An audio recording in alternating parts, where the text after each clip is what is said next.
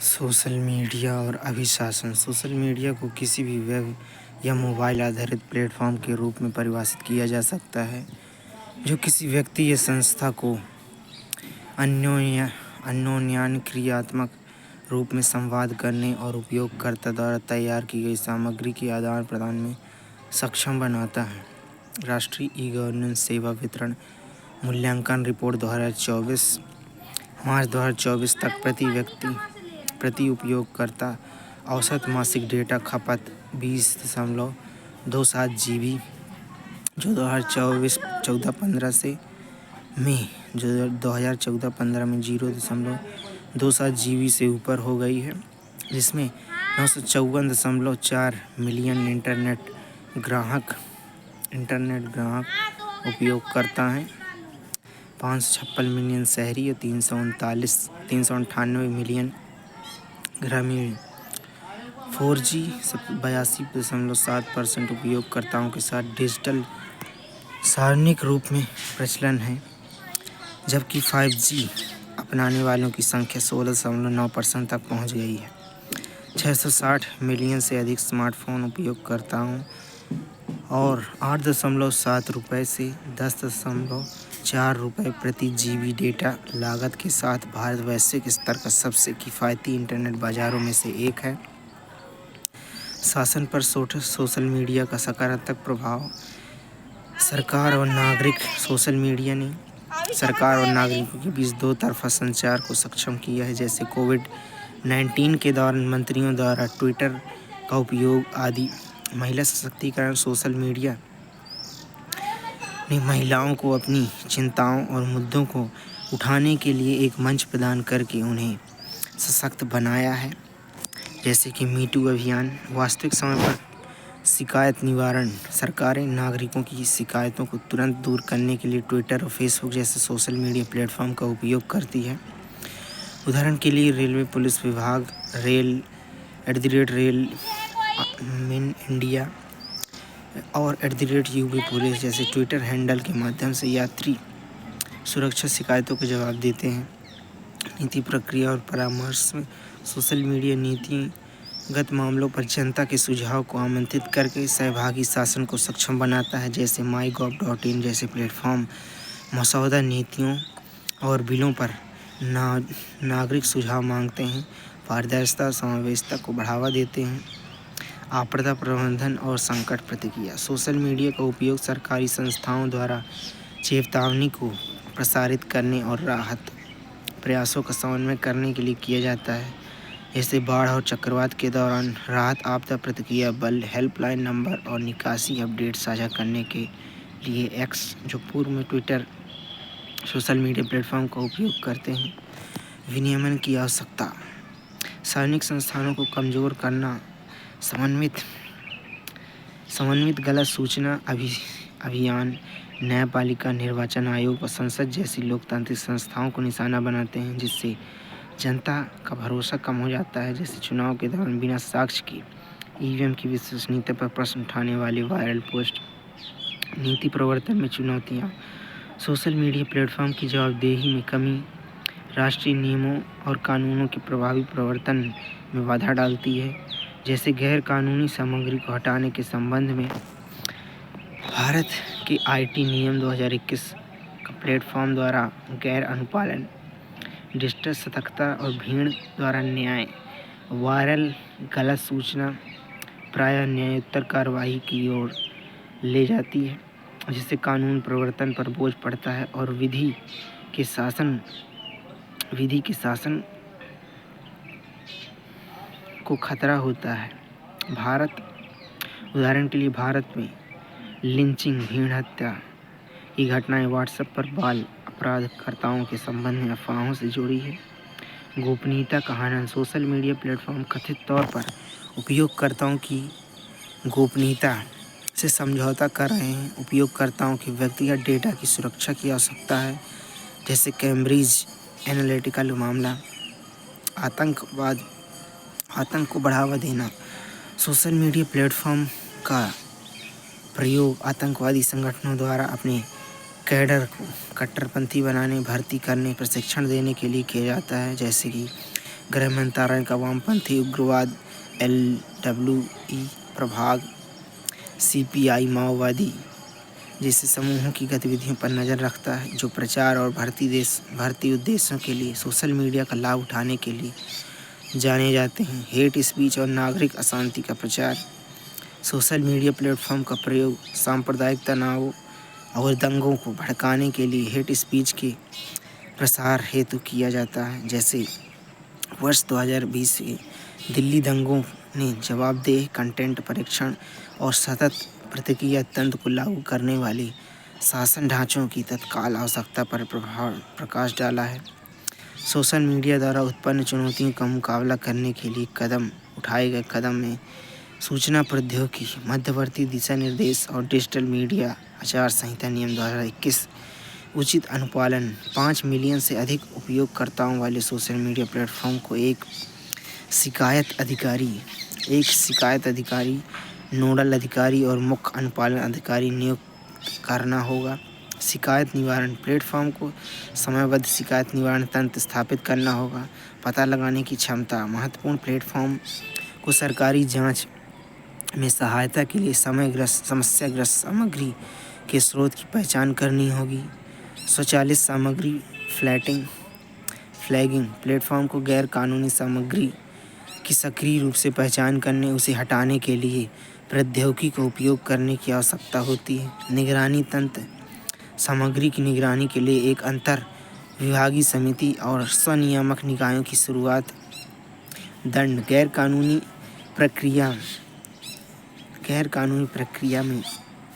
प्रक्रिया से मध्यस्थ की स्थिति समाप्त हो सकती है, जिससे प्लेटफॉर्म उपयोगकर्ता जनित सामग्री के लिए उत्तरदायी हो सकते हैं। डिजिटल व्यक्तिगत डेटा संरक्षण अधिनियम 2023 इसकी विशेषताओं हैं कि अधिनियम की सीमा भारत में और भारत के बाहर संसाधित डिजिटल व्यक्तिगत डेटा पर लागू होता है यदि भारत में वस्तुएं या सेवाएं प्रदान की जाती हैं। सहमति डेटा संग्रह और उसके उद्देश्यों के बारे में व्यक्तियों को सूचित करने के बाद वैध सहमति की आवश्यकता होती है।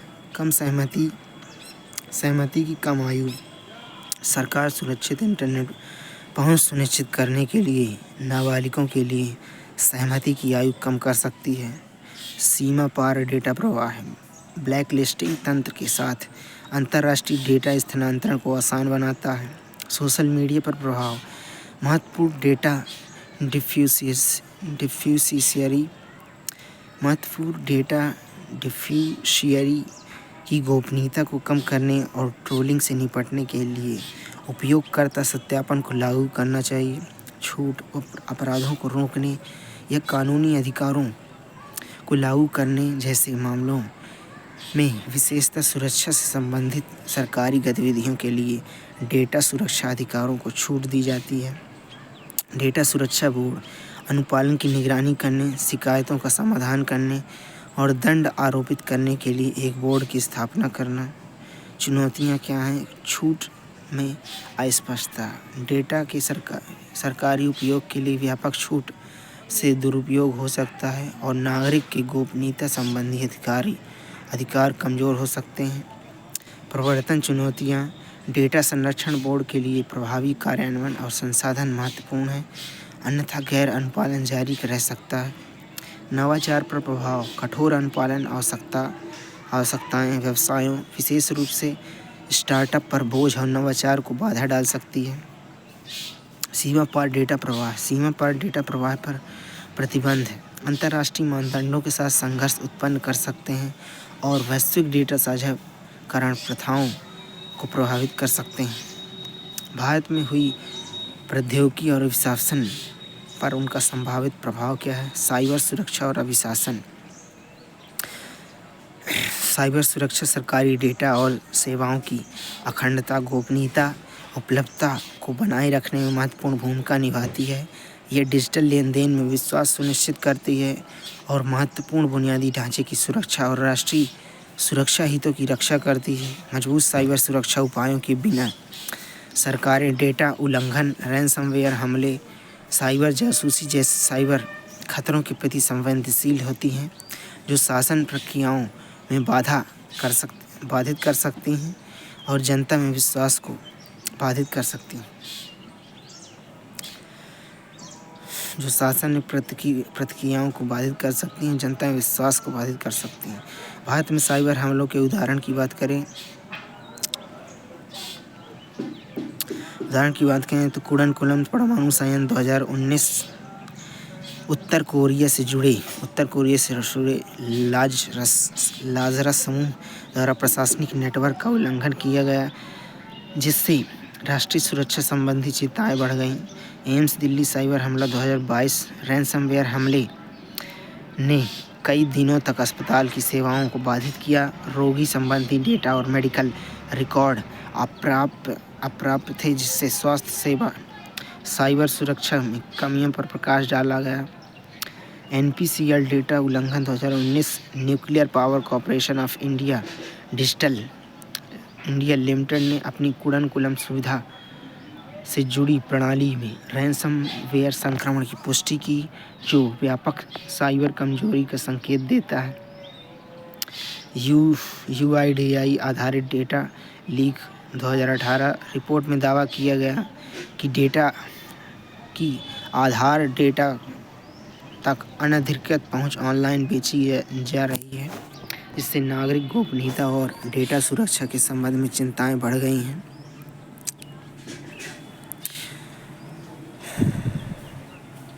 अगस्त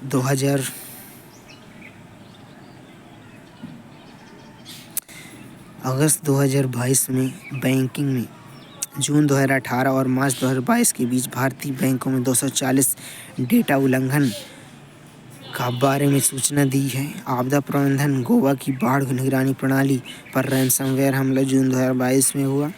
विमानन में रैनसमवेयर हमले के कारण स्पाइसजेट की उड़ानें रद्द हुई मई 2022 में। और तेल और ऊर्जा में रैनसमवेयर हमला अटैक अप्रैल 2022 में। फरवरी 2021 में विमानन में एयर इंडिया डेटा सर्वर पर साइबर हमला से 4.5 मिलियन उपयोगकर्ता प्रभावित हुए। तो फरवरी 2021 में दूरसंचार में 2 मिलियन से अधिक एयरटेल उपयोगकर्ताओं के व्यक्तिगत डेटा समझौता किया गया। पावर या विद्युत मुंबई थाने में मालवेयर हमला अक्टूबर 2022 में हुआ। भारत द्वारा साइबर सुरक्षा संबंधी पहल में भारत ने सूचना प्रौद्योगिकी अधिनियम 2000 और साइबर सुरक्षा नीति 2013 जैसी पहलें साइबर सुरक्षा शासन और प्रवर्तन के लिए कानूनी ढांचा प्रदान करती है। भारतीय कंप्यूटर आपातकालीन प्रतिक्रिया दल सर्ट इन साइबर खतरों का जवाब देने, अलर्ट जारी करने, घटना प्रतिक्रिया का समन्वय करने के लिए मिनिस्ट्री ऑफ IT के तहत नोडल एजेंसी है। राष्ट्रीय साइबर सुरक्षा नीति 2013, इसका उद्देश्य साइबर हमलों से सार्वजनिक और निजी बुनियादी ढांचे की सुरक्षा करना तथा एक सुरक्षित साइबर पारिस्थितिकी तंत्र निर्माण करना है। साइबर सुरक्षा केंद्र, बॉटनेट ब्लीनिंग सेंटर, दुर्भावनापूर्ण सॉफ्टवेयर का पता लगाने, उसे हटाने, उपयोगकर्ता निगरानी प्रणाली को सुरक्षित करने के उपकरण प्रदान करता है। साइबर सुरक्षा केंद्र, राष्ट्रीय साइबर समन्वय केंद्र NCCC वास्तव में साइबर खतरों की निगरानी करता है और सक्रिय प्रक्रियाओं के लिए खुफिया एजेंसियों के बीच समन्वय स्थापित करता है।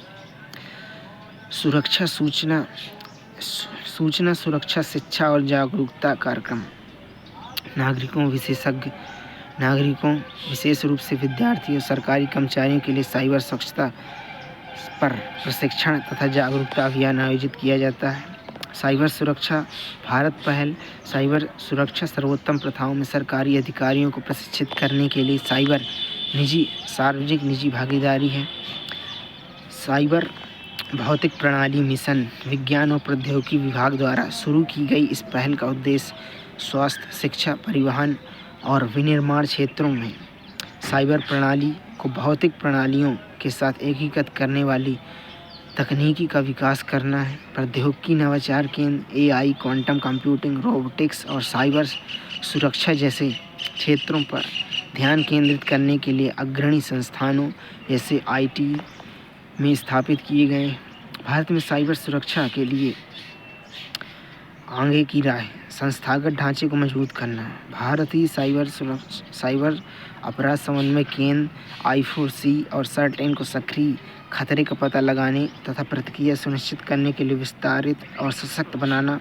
महत्वपूर्ण बुनियादी ढांचे के लिए एक समर्पित साइबर सुरक्षा प्राधिकरण की आवश्यकता है। मजबूत डेटा सुरक्षा कानून लागू करना। नागरिक डेटा की सुरक्षा और डेटा प्रोसेसिंग की जवाबदेही सुनिश्चित करने के लिए डिजिटल व्यक्तिगत डेटा सुरक्षा अधिनियम 2023 का त्वरित कार्यान्वयन करना। सार्वजनिक निजी भागीदारी को बढ़ावा देना। स्वदेशी साइबर सुरक्षा समाधान विकसित करने के लिए तकनीकी फर्मों, स्टार्टअप के साथ सहयोग करना, जैसे कि साइबर ऑडिट के लिए सरकार के साथ कार्यरत इन्फोसिस का साइबर डिफेंस सेंटर। साइबर सुरक्षा जागरूकता और शिक्षा को बढ़ावा देना। स्कूल और कॉलेज के पाठ्यक्रम में साइबर सुरक्षा शिक्षा की एकीकृत करना, जैसे साइबर सुरक्षित भारत पहल सरकारी विभागों में CSIO के बीच जागरूकता बढ़ावा देती है। स्वदेशी प्रौद्योगिकी विकास पर ध्यान देना। विदेशी तकनीकी पर निर्भरता कम करने के लिए साइबर सुरक्षा उपकरणों और सॉफ्टवेयर में घरेलू अनुसंधान और विकास को प्रोत्साहित करना, जैसे रक्षा नेटवर्क के लिए सुरक्षित संचार प्रौद्योगिकी पर DRDO का काम। नियमित साइबर अभ्यास और अनुकरण। लगातार साइबर तटस्थता अभ्यास आयोजित करना। उदाहरण के लिए ऊर्जा और बैंकिंग जैसे क्षेत्रों के लिए CERT-N द्वारा संचालित साइबर शॉकवेव 2023। ब्लॉकचेन प्रौद्योगिकी और अभिशासन। ब्लॉकचेन तकनीकी ने भारत पर व्यापक रूप से ध्यान आकर्षित किया, जो सार्वजनिक क्षेत्र में संचालन में क्रांति लाने की इसकी क्षमता को चिन्हित करती है। इलेक्ट्रॉनिक और सूचना प्रौद्योगिकी द्वारा ब्लॉकचेन पर राष्ट्रीय रणनीति जारी करना, स्वास्थ्य सेवा, कृषि, वित्त, मतदान और ई-गवर्नेंस सहित विभिन्न क्षेत्रों में ब्लॉकचेन को एकत्रित करने की सरकार की प्रतिबद्धता को रेखांकित करती है। सरकारी पहल और अनुप्रयोग क्या किए गए हैं? केंद्रीय बैंक डिजिटल मुद्रा CBDC। RBI ने भुगतान प्रणालियों को आधुनिक बनाने और भौतिक नकदी पर निर्भरता कम करने के लिए अपना स्वयं का सेंट्रल बैंक डिजिटल रुपया विकसित किया है। CBDC कार्यान्वयन भुगतान दक्षता को बढ़ाएगा और निजी क्रिप्टो करेंसी से जुड़े जोखिमों को कम करेगा। भूमि पंजीकरण और डिजिटल प्रमाण पत्र जारी करने, सीमा शुल्क भुगतान करने, प्रशासनिक प्रक्रियाओं को सुव्यवस्थित करने तथा पारदर्शिता विस्तारित करने के लिए ब्लॉकचेन तकनीक का उपयोग किया जा रहा है। जैसे तेलंगाना और महाराष्ट्र ने संपत्ति धोखाधड़ी मामले को कम करने और पारदर्शिता बढ़ाने के लिए ब्लॉकचेन आधारित भूमि रिकॉर्ड प्रणाली का संचालन किया है। इसी तरह CBSE डिजीलॉकर के माध्यम से टेम्पर प्रूफ डिजिटल शैक्षणिक प्रमाणपत्र जारी करने के लिए ब्लॉकचेन तकनीकी का उपयोग करता है, जिससे प्रामाणिकता सुनिश्चित होती है। क्षेत्र आधारित अभिग्रहण। भारतीय दूरसंचार नियामक प्राधिकरण ट्राई और भारतीय प्रतिभूति और विनियामक बोर्ड SEBI जैसे विनियामक निकाय क्रमशः दूरसंचार और वित्तीय बाजारों में ब्लॉकचेन अनुप्रयोगों के लिए कार्य कर रहे हैं। केस स्टडी और संबंधित उपकरण। पश्चिम बंगाल में भूमि उत्तराधिकार निर्धारण के लिए NFT।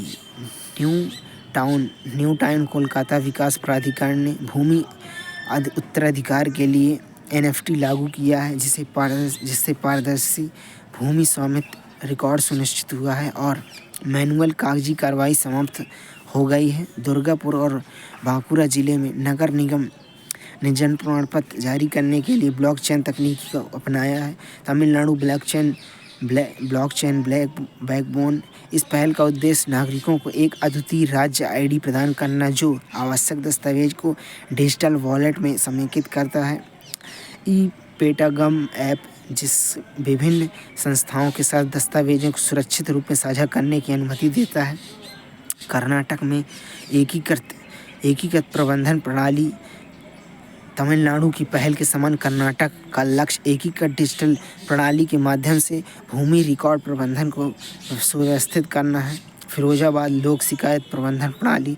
उत्तर प्रदेश सरकार ने पॉलीगॉन के सहयोग से ब्लॉकचेन तकनीकी का उपयोग करके शिकायत दर्ज करने और निगरानी करने के लिए एक ऑनलाइन पोर्टल लॉन्च किया है जो रिकॉर्ड की पारदर्शिता और अखंडता सुनिश्चित करता है। अभिशासन में ब्लॉकचेन संबंधी चुनौतियां क्या है?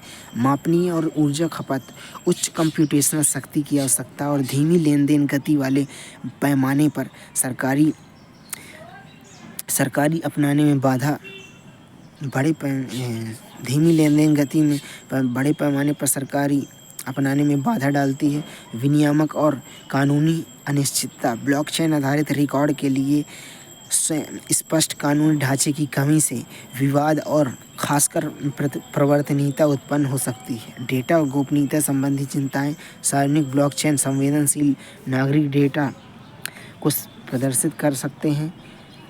साथ ही जब प्रदर्शित करते हैं जब तक कि मजबूत एन्क्रिप्शन और गोपनीय संबंधी प्रणाली लागू ना हो। आगे की राय क्या है? स्पष्ट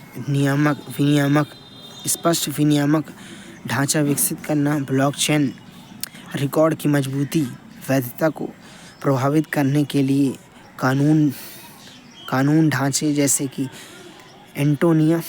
एस्टोनिया जैसे मजबूत कानूनी समर्थन के साथ ब्लॉकचेन को राष्ट्रीय पहचान और स्वास्थ्य रिकॉर्ड को एकीकृत किया गया है।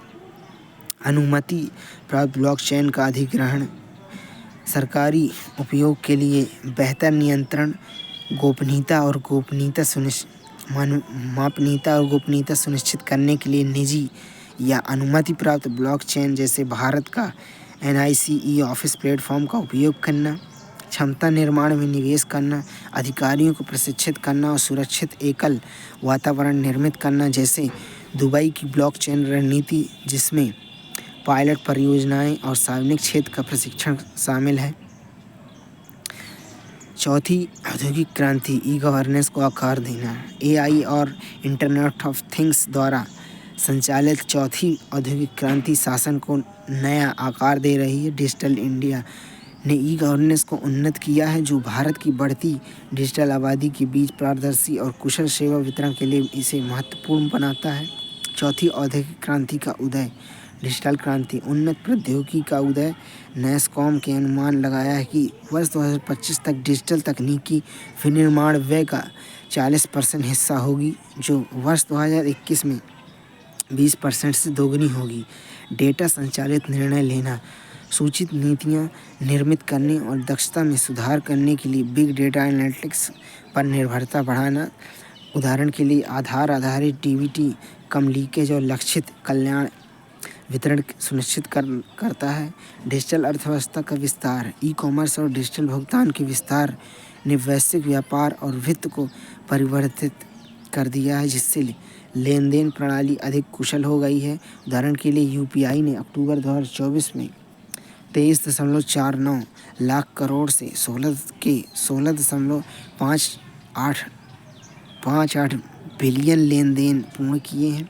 AI संचालित सार्वजनिक सेवाओं में AI संचालित प्लेटफॉर्म का उपयोग सार्वजनिक प्रशासन, स्वास्थ्य डेटा और शिक्षा सेवाओं को बेहतर बना रहा है जिससे वे अधिक कुशल और सुलभ बन रहे हैं।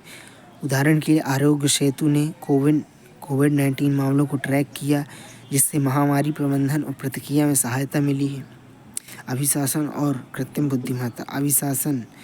कृत्रिम बुद्धिमत्ता का तात्पर्य प्रशासनिक प्रक्रियाओं और निर्णय लेने वाली प्रणालियों में उभरती प्रौद्योगिकी के एकीकरण से है। यह संबंध इस बात को सुनिश्चित करता है कि सार्वजनिक शासन में AI को कैसे संरक्षित, विनियमित और लोकतांत्रिक सिद्धांतों के साथ जोड़ा जा सकता है। अभिशासन में AI की भूमिका और दक्षता। कुशल सेवा का वितरण। AI सरकारी सेवाओं को स्वचालित करने, कार्यभार कम करने और गुणवत्ता में सुधार करने में मदद करता है।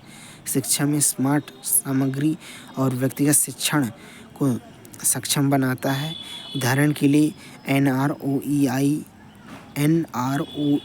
संसाधनों में NCERT NCERT tagging Meta data, स्वास्थ्य सेवा में AI संचालित टेलीमेडिसिन के माध्यम से निदान और पहुंच में सुधार, जैसे कि नीति आयोग और DBT द्वारा कैंसर इमेज डेटा सेट, कृषि में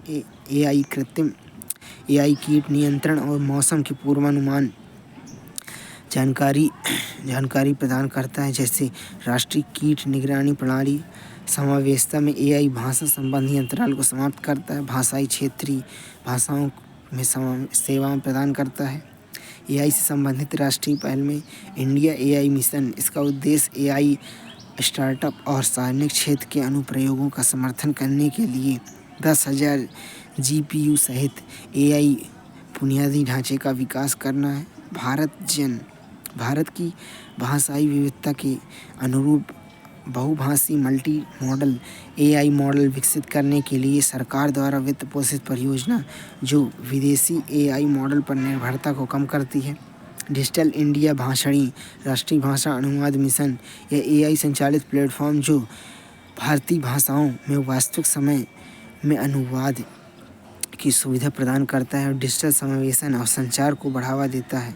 वैश्विक भागीदारी, भारत GPAI और US भारत AI सहयोग का हिस्सा है। अभिशासन में AI India urban data exchange शहरी हितधारकों के बीच डेटा साझा करने में सक्षम एक मंच है, जिससे नगरीय शासन और सेवा वितरण में सुधार हो सकता है। आइडियल ट्रेन प्रोफाइल, यात्रियों की मांग के प्रतिरूप उसका विश्लेषण करके ट्रेन की क्षमता और राजस्व को अनुकूलित करने के लिए भारतीय रेलवे द्वारा एक AI संचालित प्रणाली डिजी यात्रा बायोमेट्रिक आधारित एक बोर्डिंग प्रणाली जो निर्बाध प्रवेश और सुरक्षा प्रक्रियाओं के माध्यम से हवाई यात्रा के अनुभव को बेहतर करती है। तेलंगाना ई-गवर्नेंस में जनरेटिव AI को एकीकृत करने के लिए मेटा के साथ भागीदारी की, जिसका उद्देश्य उन्नत AI मॉडल का उपयोग करके सार्वजनिक सेवा दक्षता में सुधार करना है। अरुणाचल प्रदेश ने प्रशासनिक निर्णय क्षमता को बढ़ाने के लिए 67 विभागों में मासिक रिपोर्ट का विश्लेषण करने के लिए एक जनरेटिव AI प्रणाली लागू की है। AI द्वारा संचालित शासन में चुनौती क्या है? विखंडित डेटा, राष्ट्रीय डेटा गवर्नेंस फ्रेमवर्क नीति का कार्यान्वयन लंबित है। बुनियादी ढांचे की कमी, 45% भारतीयों के पास विशेषतः ग्रामीण इलाकों में इंटरनेट की सुविधा नहीं है। कोई AI विशिष्ट कानून नहीं है। यूरोपीय यूनियन के AI अधिनियम के विपरीत भारत में समर्पित कानूनी ढांचे का अभाव, कौशल की कमी, 1.4 लाख AI पेशेवरों की कमी है भारत में। नेस्कॉम की रिपोर्ट के अनुसार उपयोगिता संबंधी चिंता है। AI की डेटा निर्भरता डेटा लीक का कारण बन सकती है, जैसे आधार की डेटा लीक से 81.5 करोड़ लोग प्रभावित हुए हैं। आगे की राय क्या है? नैतिक निरीक्षण करना चाहिए। नियमित जोखिम आकलन और निष्पक्षता मीट्रिक और मानवीय पर्यवेक्षण करना चाहिए। डेटा की संप्रभुता, DPP अधिनियम को लागू करना विशेष रूप से सीमा पार डेटा प्रवाह के लिए पारदर्शिता, ऑडिट, मॉडल कार्ड और विविध डेटा सेट का उपयोग, कौशल विकास, वंचित क्षेत्रों के लिए AI का विस्तार करना, AI शिक्षा का विस्तार करना, सार्वजनिक और निजी सहयोग, AI बुनियादी ढांचे का निर्माण करना, जैसे इंडिया AI के तहत 10,000 GPU। भारत में डीप फेक का विनियमन। डीप फेक डिजिटल मीडिया है जिसके अंतर्गत वीडियो, ऑडियो, इमेज को AI और मशीन लर्निंग जैसी तकनीकों का उपयोग करके उसे संपादित और विकृत किया जाता है, जिससे कल्पना और वास्तविकता के बीच की रेखाएं अस्पष्ट हो जाती हैं। अपनी अति यथार्थवादी क्षमताओं के साथ ये प्रतिष्ठा को नुकसान, साक्ष्यों के निर्माण और लोकतांत्रिक संस्थानों में विश्वास की कमी जैसे जोखिम उत्पन्न करते हैं। मौजूदा कानूनी ढांचा क्या है? भारत में डीप फेक तकनीकों को नियंत्रित करने वाले विशिष्ट कानूनों का अभाव है। सूचना प्रौद्योगिकी अधिनियम 2000 की धारा 67 और धारा 67 ए मानहानि और स्पष्ट सामग्री के लिए लागू होती है। भारत में आईटी नियम 2021 की रिपोर्ट की गई डीप फेक सामग्री में 36 घंटे के भीतर हटाने का आदेश दिया गया। आईटी अधिनियम 2000 की धारा 66C पहचान की चोरी और 66E गोपनीयता का उल्लंघन भी लागू होती है। आईपीसी की धारा 500 मानहानि के लिए दंड देती है। आईपीसी की धारा 292 अश्लील सामग्री को संबोधित करती है और धारा 465 और धारा 469 जालसाजी और प्रतिष्ठा को नुकसान पहुंचाने से निपटती है।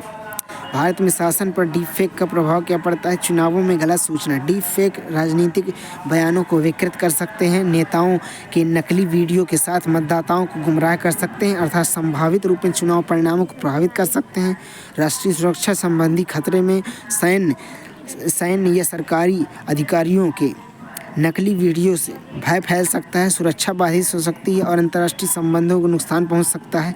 सार्वजनिक विश्वास की कमी। डीप फेक मीडिया और सरकारी चैनल संचार में विश्वास को कम कर सकती है, जिससे वास्तविक और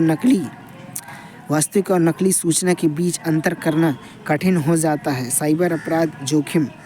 डीप फेक का उपयोग अधिकारियों या व्यावसायिक नेताओं का प्रशिक्षण करके वित्तीय धोखाधड़ी के लिए किया जा सकता है, जिससे वित्तीय और प्रतिष्ठा को नुकसान पहुंच सकता है। विनियामक चुनौतियां। सरकार डीप फेक को विनियमित करने, उसका पता लगाने के लिए संघर्ष करती है जो मजबूत ढांचे की आवश्यकता को प्रदर्शित करता है। डीप फेक विनियमन 2023 पर सरकारी परामर्श क्या है? मध्यस्थों को निर्देश। मिनिस्ट्री ऑफ आईटी ने एक परामर्श जारी किया जिसमें डीप फेक सहित एआई संचालित गलत सूचनाओं से निपटने के लिए आईटी नियमों के अनुपालन का आग्रह किया गया है। निषिद्ध सामग्री सूचना संचार।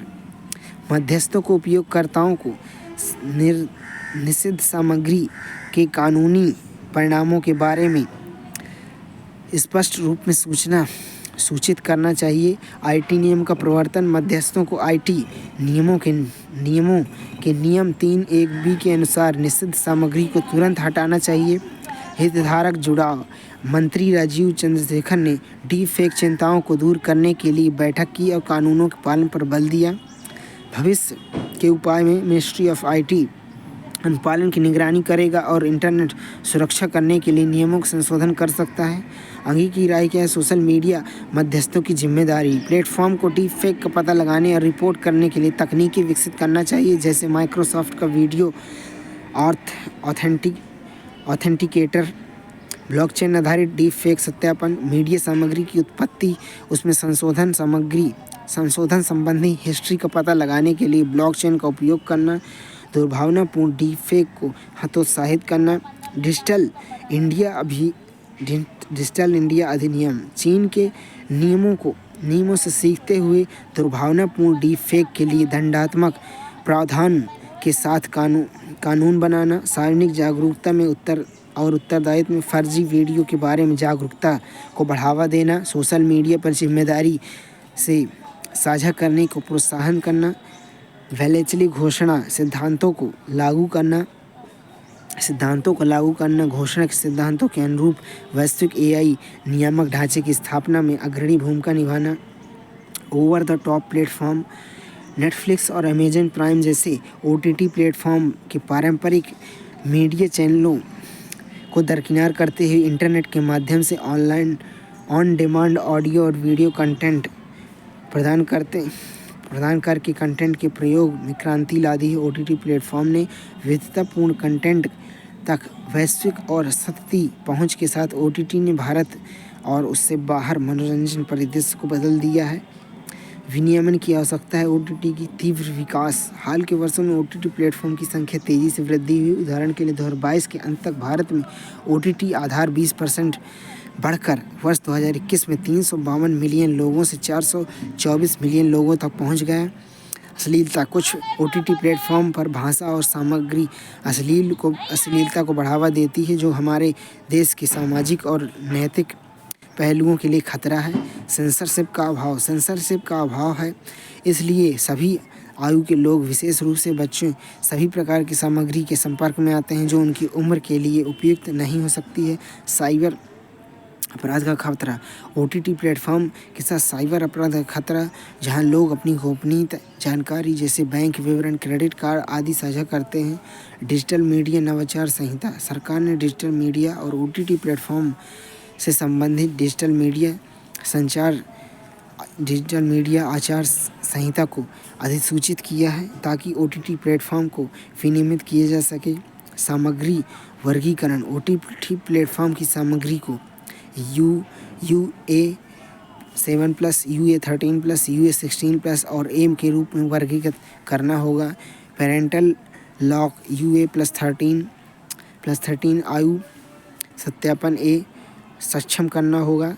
मानदंड अनुपालन। डिजिटल समाचार प्रकाशनों को प्रेस काउंसिल के मानदंडों और केबल टीवी कार्यक्रम संहिता का पालन करना होगा। प्रिंट या टीवी मीडिया के साथ समानता सुनिश्चित करनी होगी। 3 स्तरीय शिकायत निवारण। स्तर 1 में प्रकाशन के आंतरिक निगरानी अधिकारी द्वारा स्वशासन। स्तर 2 में सेवानिवृत्त न्यायाधीशों और या प्रतिष्ठित व्यक्तियों अधिकतम 6 सदस्य के नेतृत्व में स्वनियामक निकाय। स्तर 3 में मिनिस्ट्री ऑफ I&B द्वारा अंतर विनियमन समिति और आचार संहिता के माध्यम से सरकारी निगरानी करना। आगे की राय क्या? डेटा सुरक्षा कानून सरकार को उपयोगकर्ताओं को निजता के उल्लंघन के बचाने और उसके व्यक्तिगत डेटा की सुरक्षा के लिए डेटा सुरक्षा कानून लागू करने की आवश्यकता है। सिंगापुर के समान विनियामक तंत्र लागू करना। सरकार सिंगापुर के उदाहरण सीख सकती है, जहां विभिन्न मीडिया के लिए एक सामान्य विनियामक और सार्वजनिक शिक्षा के माध्यम से मीडिया साक्षरता को बढ़ावा दिया जाता है। स्थानीय भाषा विवरण। आयु रेटिंग और सामग्री विवरण जैसे हिंसा की व्याख्या अंग्रेजी की ऑडियो वीडियो की संबंधित भाषा में भी हो सकती है। आवधिक जांच परीक्षण के लिए एक स्वतंत्र निकाय की स्थापना की जा सकती है। ऑनलाइन गेमिंग का विनियमन। इलेक्ट्रॉनिक्स और सूचना प्रौद्योगिकी मंत्रालय ने हाल ही में सूचना प्रौद्योगिकी नियम 2021 में संशोधन किया है। ये संशोधन ऑनलाइन गेमिंग और सोशल मीडिया में मध्यस्थों द्वारा अधिक सावधानी रखने के लिए, विशेष रूप से ऑनलाइन गेम और सरकारी व्यवसाय से संबंधित फर्जी, झूठी या भ्रामक जानकारी के प्रसार के संबंध में तैयार किए गए हैं। 50वीं GST परिषद की बैठक में ऑनलाइन गेमिंग, कैसीनो और घुड़दौड़ हॉर्स रेसिंग के लिए पूर्ण अंकित मूल्य पर एक समान 28% GST का प्रस्ताव रखा गया है। हालांकि कुछ राज्यों की चिंताओं के बाद 51वीं बैठक में केवल प्रवेश स्तर के अंकित मूल्य पर 28% कर लगाने का निर्णय किया गया है। परिषद ने पिछली जीत में खेल या दांव दर्ज की गई राशि और प्रत्येक दांव के कुल मूल्य पर भी कर से छूट दी है। केंद्रीय GST और IGST इंटीग्रेटेड GST कानूनों के विविध संशोधन पारित किए गए हैं। साथ ही राज्यों को अपने SGST कानून में तदनुसार संरेखित करना होगा।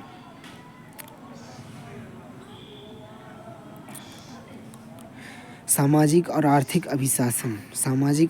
अभिशासन क्या है? इससे तात्पर्य है किसी राष्ट्र के सामाजिक और आर्थिक संसाधनों का पारदर्शी और जवाबदेह और शासन स्वरूप में प्रबंधन करना है, जिससे सतत विकास कल्याण को बढ़ावा दिया जा सके। यह समावेशी विकास, सामाजिक न्याय और प्रभावी सार्वजनिक सेवा वितरण के लिए महत्वपूर्ण है, विशेषकर भारत जैसे विविध देशों में, जहां यह विकास संबंधी अंतराल को समाप्त करने और संवैधानिक आदर्शों को प्राप्त करने में सहायक है। सामाजिक आर्थिक अभिशासन नीतियों में सरकारों, संस्थाओं, संगठनों द्वारा आर्थिक गतिविधियों के प्रबंधन एवं विनियमन तथा सामाजिक कल्याण को बढ़ाने में प्रयोग की जाने वाले विभिन्न उपायों और हस्तक्षेप शामिल हैं। इन नीतियों में राजकोषीय, मौद्रिक, सामाजिक, पर्यावरणीय, अंतर्राष्ट्रीय व्यापार, श्रम और औद्योगिक उपाय शामिल हैं।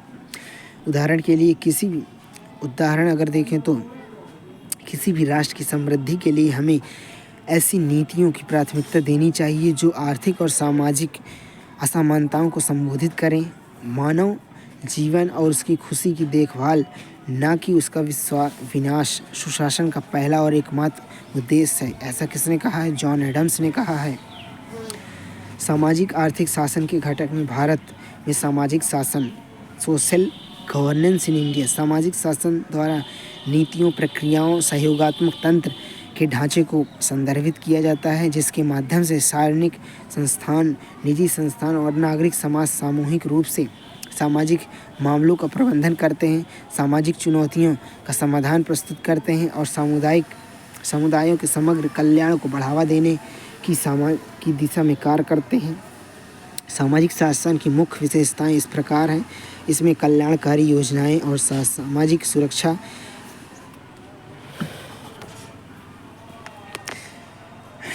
इसमें मनरेगा, पीएम किसान, आयुष्मान भारत और पीएम आवास योजना जैसे सरकारी कार्यक्रम शामिल हैं जिसका उद्देश्य आजीविका की स्थिति को सुधार करना, कमजोर या सुभेद वर्गों के लिए सुरक्षा प्रदान करना है।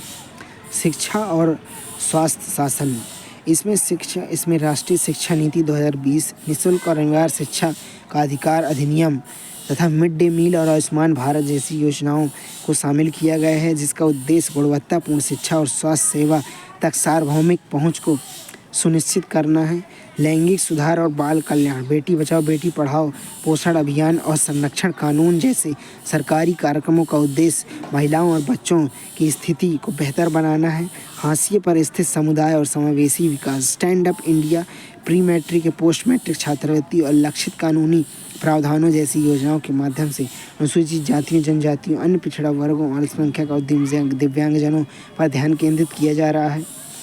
भारत में आर्थिक शासन से तात्पर्य संस्थागत ढांचों, नीतियों, नियमों और प्रक्रियाओं से है जिनका उपयोग सरकारें, अन्य प्राधिकरण देश के आर्थिक मामलों का प्रबंधन करने के लिए करते हैं। सामाजिक शासन, आर्थिक शासन की मुख्य विशेषताओं में राजकोषीय नीति और सार्वजनिक वित्त, इसके अंतर्गत सरकार द्वारा अपनी आय मुख्य रूप से करों के माध्यम से व्यय का प्रबंधन किया जाता है जैसे केंद्रीय बजट, राजकोषीय घाटे के लक्ष्य और सब्सिडी जैसे उपकरण इसके अंतर्गत आते हैं।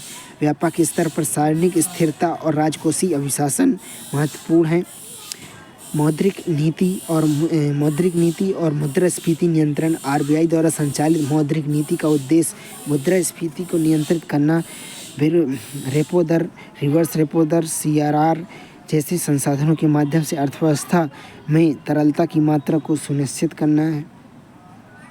सार्वजनिक क्षेत्र में उद्यम और विनिवेश, सार्वजनिक क्षेत्र के उपक्रम रणनीतिक क्षेत्रों के लिए महत्वपूर्ण है। हालांकि राजकोषीय भार को कम करने और इसकी दक्षता को बढ़ावा देने हेतु विनिवेश या निजीकरण का उपयोग किया जाता है। व्यापार और सुगमता, विनियामक सुधार, सिंगल विंडो क्लियरेंस, वस्तु और सेवा कर, आईबीसी, दिवाला संहिता जैसी पहले और पुराने कानून को समाप्त करने से भारत में निवेश संबंधी परिस्थितियों में सुधार हुआ है। सामाजिक आर्थिक शासन के साधन में भारत में सामाजिक आर्थिक शासन कानूनी ढांचे, नीतियाँ, मजबूत संस्थागत तंत्रों के संयोजन के माध्यम से संचालित हैं। ये साधन कल्याण के प्रभावी वितरण को सुनिश्चित करते हैं, पारदर्शिता और समावेशी विकास को बढ़ावा देते हैं। इसमें कानून और नीतियाँ, महात्मा गांधी राष्ट्रीय ग्रामीण रोजगार गारंटी अधिनियम, मनरेगा, यह कानून अकुशल शारीरिक श्रम करने के इच्छुक ग्रामीण परिवारों को प्रतिवर्ष 100 दिन के सवैतनिक रोजगार की गारंटी प्रदान करता है। इसने ग्रामीण निर्भरता को कम किया, मजदूरी की दरों में वृद्धि की और महिलाओं को सशक्त बनाया और ग्रामीण बुनियादी ढांचे तथा पर्यावरण संरक्षण में योगदान किया है। राष्ट्रीय खाद्य सुरक्षा अधिनियम राष्ट्रीय खाद्य सुरक्षा अधिनियम का उद्देश्य भारत की लगभग 2/3 आबादी को रियायती दर पर खाद्यान्न उपलब्ध कराना, जिससे कमजोर या सुभेद्य समूहों की खाद्य सुरक्षा और पोषण संबंधी सहायता सुनिश्चित की जा रही है। राष्ट्रीय शिक्षा नीति 2020 एक परिवर्तनकारी नीति है जो भारत की शिक्षा प्रणाली में आमूलचूल परिवर्तन लाती है। यह समग्र बहुविषयक शिक्षा, व्यावसायिक कौशल के एकीकरण और प्रौद्योगिकी सक्षम शिक्षा और अनुकूलन पाठ्यक्रम नीति को बढ़ावा देती है। प्रत्यक्ष लाभ अंतरण एक प्रौद्योगिकी सक्षम प्रणाली है जो सब्सिडी और प्राप्त होने वाले भुगतान को सीधे लाभार्थियों के बैंक खाते में स्थानांतरित करती है, जिससे वित्तीय लीकेज में कमी आती है और भ्रष्टाचार पर नियंत्रण लगता है। इस बात को सुनिश्चित किया जाता है कि सरकारी लाभ इच्छुक लाभार्थी तक कुशलतापूर्वक पहुंच सके। संस्थागत तंत्र और प्रणाली। नीति आयोग भारत के प्रमुख नीति थिंक टैंक के रूप में स्थापित नीति आयोग नीति निर्माण में राज्यों को शामिल करके सहकारी संघवाद को बढ़ावा देता है। यह रणनीतिक और तकनीकी सलाह प्रदान करता है, साथ ही कार्यान्वयन, निगरानी, शासन में नवाचार को बढ़ावा देता है। वित्त आयोग यह एक संस्थागत निकाय है जो केंद्र और राज्य सरकारों के मध्य कर राजस्व के वितरण के संबंध में सिफारिशें करता है, जिससे राजकोषीय हस्तांतरण और संतुलित क्षेत्रीय विकास सुनिश्चित होगा। लोकपाल और केंद्रीय सतर्कता आयोग ये भ्रष्टाचार विरोधी संस्थाएं लोकपाल सार्वजनिक अधिकारियों के विरुद्ध शिकायतों की जांच करता है, जबकि केंद्रीय सतर्कता आयोग सरकारी कार्यों की सतर्कता और ईमानदारी को सुनिश्चित करता है तथा जवाबदेही और नैतिक शासन संचालन को बढ़ावा देता है। सूचना का अधिकार और केंद्रीय का लोक शिकायत निवारण एवं निगरानी प्रणाली। सूचना का अधिकार नागरिकों के सार्वजनिक प्राधिकरण से सूचना प्राप्त करने के अधिकार प्रदान करता है, जिससे पारदर्शिता में वृद्धि होती है। केंद्रीकृत लोक शिकायत निवारण एवं निगरानी प्रणाली नागरिकों के लिए शिकायत दर्ज करने, उनके समाधानों का निरीक्षण करने से संबंधित एक ऑनलाइन प्लेटफॉर्म है जो उत्तरदायी शासन और सार्वजनिक जवाबदेही को सुनिश्चित करता है। भारतीय प्रतिस्पर्धा आयोग आर्थिक शासन को सुदृढ़ करने की भूमिका, निष्पक्ष प्रतिस्पर्धा सुनिश्चित करके और एकाधिकार प्रथाओं के कारण उत्पन्न होने वाली बाजार विकृतियों को समाप्त करने में भारतीय प्रतिस्पर्धा आयोग की आर्थिक शासन में महत्वपूर्ण भूमिका निभाता है। यह विनियामक निरीक्षण और नीतिगत परामर्श के माध्यम से पारदर्शिता, दक्षता, उपभोक्ता कल्याण को बढ़ावा देता है। भारतीय प्रतिस्पर्धा आयोग प्रतिस्पर्धी विरोधी व्यवहार पर नियंत्रण स्थापित करने, समावेशी और सतत आर्थिक विकास हेतु आवश्यक रूप में समान अवसर प्रदान करता है। बाजार का अध्ययन करता है। भारतीय प्रतिस्पर्धा आयोग बाजार की स्थितियों का आकलन करने, उसके अनुसार नियम बनाने के लिए आवश्यक अध्ययन करता है, जैसे कि प्रतिस्पर्धा संबंधी चिंताओं को चिन्हित करने के लिए भारत में ई-कॉमर्स क्षेत्र का निरीक्षण किया गया है। क्षमता निर्माण में भारतीय प्रतिस्पर्धा आयोग विशेषज्ञता बढ़ाने के लिए वैश्विक प्रतिस्पर्धा निकायों के साथ सहयोग करता है। यह प्रशिक्षण कार्यशालाओं के लिए यूएस संघीय व्यापार आयोग के साथ साझेदारी करता है। उपभोक्ता कल्याण के लिए भारतीय प्रतिस्पर्धा आयोग उपभोक्ताओं की सुरक्षा के लिए अनुचित प्रथाओं के विरुद्ध कार्रवाई करता है। इसमें सीमेंट कंपनियों पर कार्टेलाइजेशन के लिए जुर्माना लगाना, जिसके कारण कीमतें बढ़ गई हैं। विवाद समाधान। भारतीय प्रतिस्पर्धा आयोग निष्पक्ष प्रतिस्पर्धा को सुनिश्चित करने के लिए व्यावसायिक विवादों को हस्तक्षेप करता है। उदाहरण के लिए फिल्म रिलीज, अनुचित सिनेमा हॉल प्रथाओं से संबंधित विवादों का समाधान किया है। अन्य संस्थाओं के साथ सहयोग। भारतीय प्रतिस्पर्धा आयोग प्रतिस्पर्धा विरोधी प्रथाओं का प्रभावी ढंग से समाधान करने के लिए वैश्विक संस्थाओं के साथ साझेदारी करता है, जैसे ये सर्वोत्तम प्रथाओं को साझा करने के लिए यूरोपीय आयोग यूरोपियन कमीशन के साथ सहयोग करता है। सामाजिक आर्थिक साधन से संबंधित संवैधानिक प्रावधान क्या है? भारतीय संविधान ने सामाजिक आर्थिक शासन के मुख्य रूप से राज्य के निर्देशिक तत्वों के माध्यम से सन्निहित किया गया है, जो भारतीय संविधान के भाग 4 में अनुच्छेद 36 से 51 तक वर्णित है। भारत में सार्वजनिक आर्थिक रूप से महत्वपूर्ण शासन के अनुच्छेद में अनुच्छेद 38 यह अनुच्छेद न्यायपूर्ण सामाजिक व्यवस्था को सुव्यवस्थित करने के असमानता और कानून और असमानता को न्यूनतम करके लोगों के कल्याण को बढ़ावा देने से संबंधित है। अनुच्छेद 39 आजीविका के पर्याप्त साधन सुनिश्चित करने, संसाधन का समान वितरण और धन के संकेंद्रण की रोकथाम, ध्यान, समान कार्य हेतु समान वेतन, बच्चों और श्रमिकों की सुरक्षा से संबंधित है।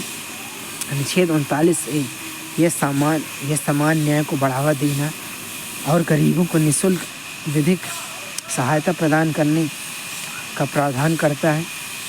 अनुच्छेद 41 यह बेरोजगारी, वृद्धावस्था, बीमारी और दिव्यांगता की स्थिति में कार्य, शिक्षा और सार्वजनिक सहायता के अधिकारों को सुनिश्चित करता है। अनुच्छेद 42 यह कार्य करने की न्यायसंगत मानवीय स्थिति तथा मातृत्व सहायता प्रदान करता है। अनुच्छेद 43 सभी श्रमिकों के लिए निर्वाह, मजदूरी और बेहतर जीवन स्तर संबंधी उपलब्ध कराने पर केंद्रित है। अनुच्छेद 43A उद्योगों के प्रबंधन में श्रमिकों की भागीदारी सुनिश्चित करता है। अनुच्छेद 47 यह अनुच्छेद पोषण स्तर, जीवन स्तर में सुधार और सार्वजनिक स्वास्थ्य की स्थिति में सुधार से संबंधित है। अनुच्छेद 244 5वीं अनुसूची यह विधेयक राज्यपाल को अनुसूचित जातियों, जनजातीय क्षेत्रों के प्रशासन और नियंत्रण को विनियमित करने और हाशिए पर स्थित समुदाय के सामाजिक आर्थिक विकास पर ध्यान केंद्रित करने का अधिकार प्रदान करता है। अनुच्छेद 31C 85वां संविधान संशोधन, 25वां संविधान संशोधन, अनुच्छेद 31C इसमें प्रावधान किया गया है कि कुछ सामाजिक आर्थिक सिद्धांतों जैसे अनुच्छेद 39B और 39C में वर्णित को लागू करने के लिए बनाए गए कानूनों को मौलिक अधिकारों के उल्लंघन के आधार पर चुनौती नहीं दी जा सकती है, जिससे मुख्य रूप से सामाजिक आर्थिक शासन को मजबूती मिलती है। मौलिक अधिकारों में अनुच्छेद 15 में प्रावधान है यह धर्म, मूल वंश, जाति, लिंग, जन्म स्थान के आधार पर भेदभाव का निषेध करता है। सामाजिक और शैक्षिक रूप से पिछड़े वर्गों के लिए सकारात्मक कार्यवाही और विशेष प्रावधान करता है। अनुच्छेद 16 सार्वजनिक रोजगार में अवसरों की समानता प्रदान करता है। सरकारी नौकरियों में निष्पक्ष पहुंच को अनिवार्य करता है। सामाजिक आर्थिक गतिविधियों को बढ़ावा देता है। अनुच्छेद 17 अस्पृश्यता का उन्मूलन करता है। सामाजिक समावेशन और समानता को बढ़ावा देता है, जो हाशिए पर स्थित समुदायों के लिए महत्वपूर्ण है। सामाजिक आर्थिक शासन में स्तंभ क्या है? जवाबदेही का अर्थ है सरकारी संस्थाएं, अधिकारी, अन्य हितधारक जनता के प्रति जवाबदेह हैं और उन्हें अपने निर्णय और कार्यों के लिए उचित ठहराना चाहिए। यह सुनिश्चित करता है कि सत्ता में शासन शामिल लोगों को उसकी आचरण और उनकी नीतियों के परिणामों के लिए जिम्मेदार ठहराया जाए। जैसे भारत में CAG सरकारी व्यय का लेखा जोखा करता है और संसद की रिपोर्ट प्रस्तुत करता है। तथा सार्वजनिक व्यय के लिए मंत्रालयों की जवाबदेही सुनिश्चित करता है। पारदर्शिता का तात्पर्य सरकारी प्रक्रियाओं, निर्णयों, सूचनाओं के खुलेपन और स्पष्टता से है। जब सूचना आसानी से उपलब्ध और समझने योग्य होती है तो नागरिक सरकारी कार्यों की जांच कर सकते हैं। उन्हें भ्रष्टाचार और सत्ता के दुरुपयोग का जोखिम कम हो जाता है। सहभागिता का अर्थ है कि निर्णय लेने की प्रक्रियाओं में नागरिक और हितधारकों को शामिल करना। यह प्रत्यक्ष सार्वभौमिक परामर्श, जन समर्थन या अप्रत्यक्ष निर्वाचन प्रतिनिधियों, नागरिक समाज संगठनों के माध्यम से हो सकता है। भागीदारी से अधिक समावेशी और प्रभावी नीतियाँ निर्मित की जा सकती हैं, जैसे विशेष रूप से महात्मा गांधी राष्ट्रीय ग्रामीण रोजगार गारंटी अधिनियम मनरेगा के अंतर्गत सामाजिक लेखा परीक्षा। विधि का शासन इस बात को सुनिश्चित करता है कि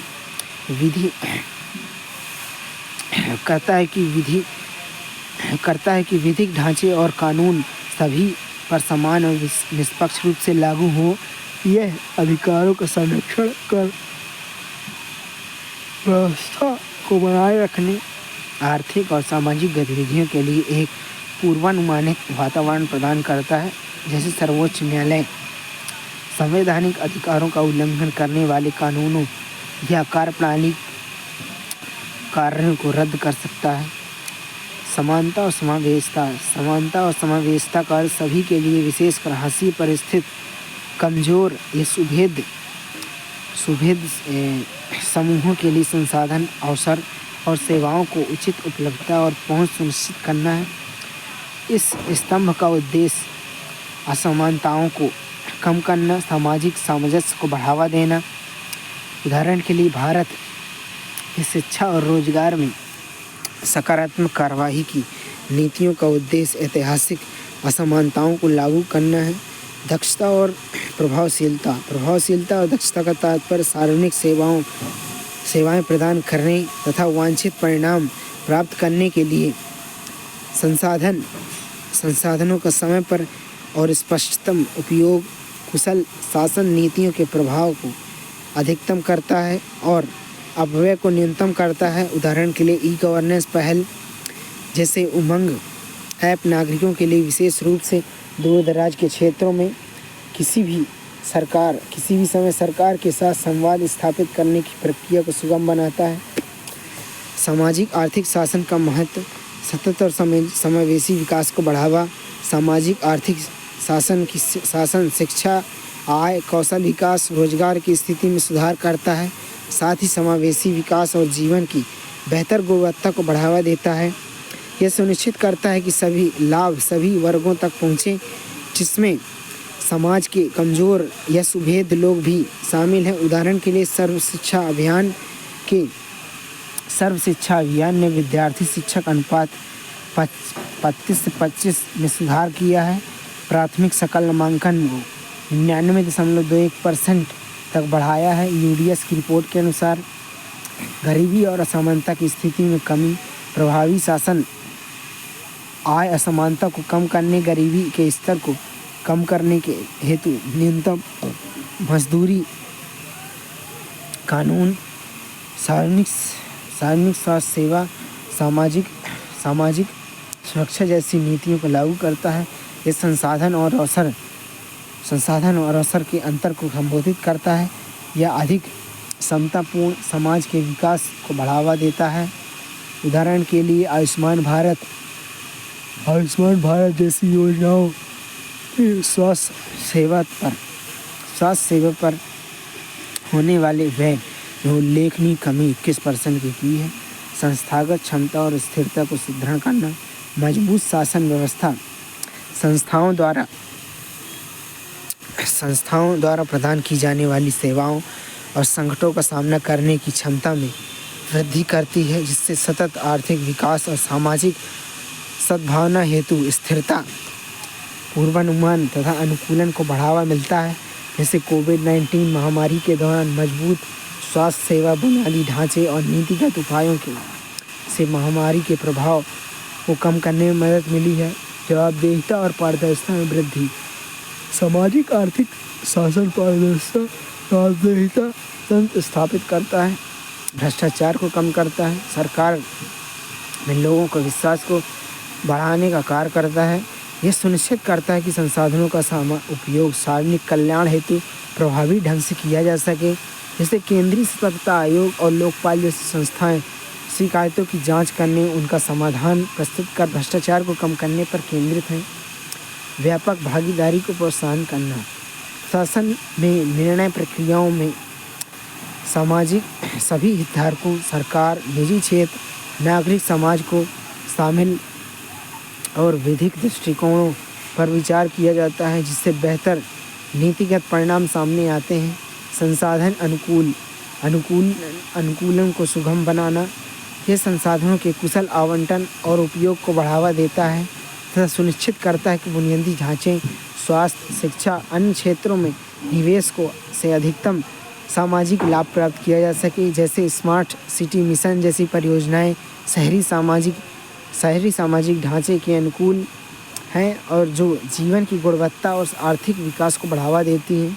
नीति निर्माण और कार्यान्वयन में सहायक सामाजिक आर्थिक शासन ऐसी नीतियों को निर्मित करने और कानून लागू करने के लिए ढांचा प्रदान करता है, जो तत्काल ज़रूरतों और दीर्घकालिक लक्ष्यों जैसे सतत विकास, गरीबी उन्मूलन को संबोधित करता है। यह प्रगति की निगरानी करने, आवश्यकता अनुसार रणनीतियों को समायोजित करने में भी मदद करता है। समानता और दक्षता में संतुलन, कल्याणकारी योजनाओं के माध्यम से सामाजिक आर्थिक शासन, विकास और कल्याणकारी योजनाएं सामाजिक आर्थिक विकास तथा समाज के वंचित वर्गों के उत्थान के लिए आवश्यक साधन है।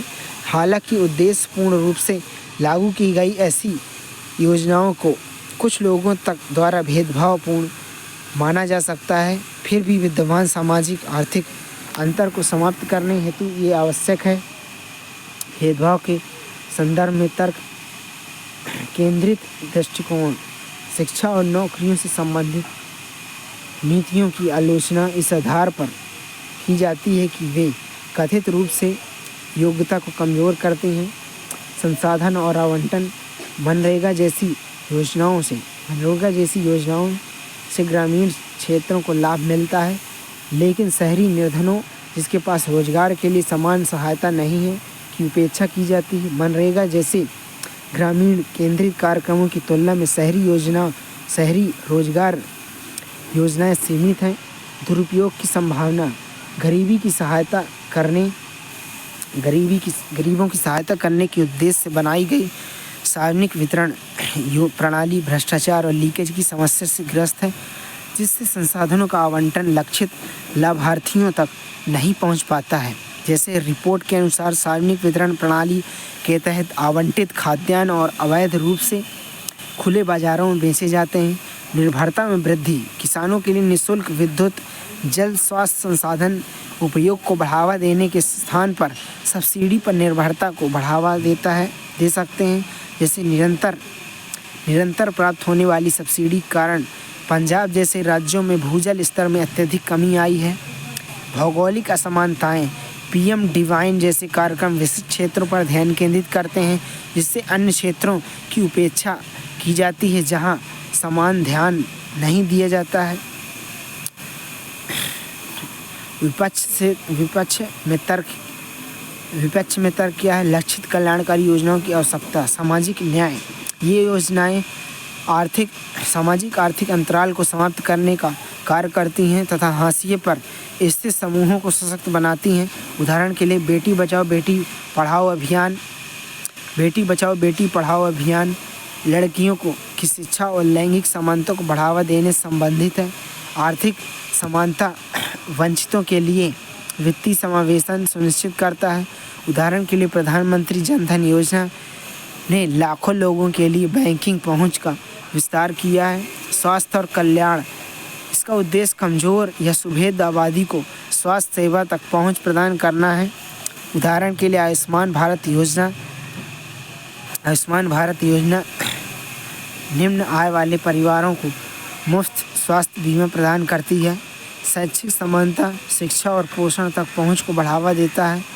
मध्याह्न भोजन योजना से स्कूल में विद्यार्थियों की उपस्थिति में सुधार हुआ है, जो कुपोषण की स्थिति से निपटने में सहायक है। विकास के मार्ग पर अग्रसर होते हुए तथा लक्षित हस्तक्षेप की आवश्यकता को चिन्हित करते हुए भेदभाव की चिंताओं को संबोधित करना महत्वपूर्ण है। एक सहयोगात्मक और तकनीकी संचालित और पारदर्शी दृष्टिकोण समावेशी और सतत विकास को सुनिश्चित करने में सहायक सिद्ध हो सकता है। स्मरणीय तथ्य में क्या है? सामाजिक आर्थिक शासन में प्रौद्योगिकी की भूमिका।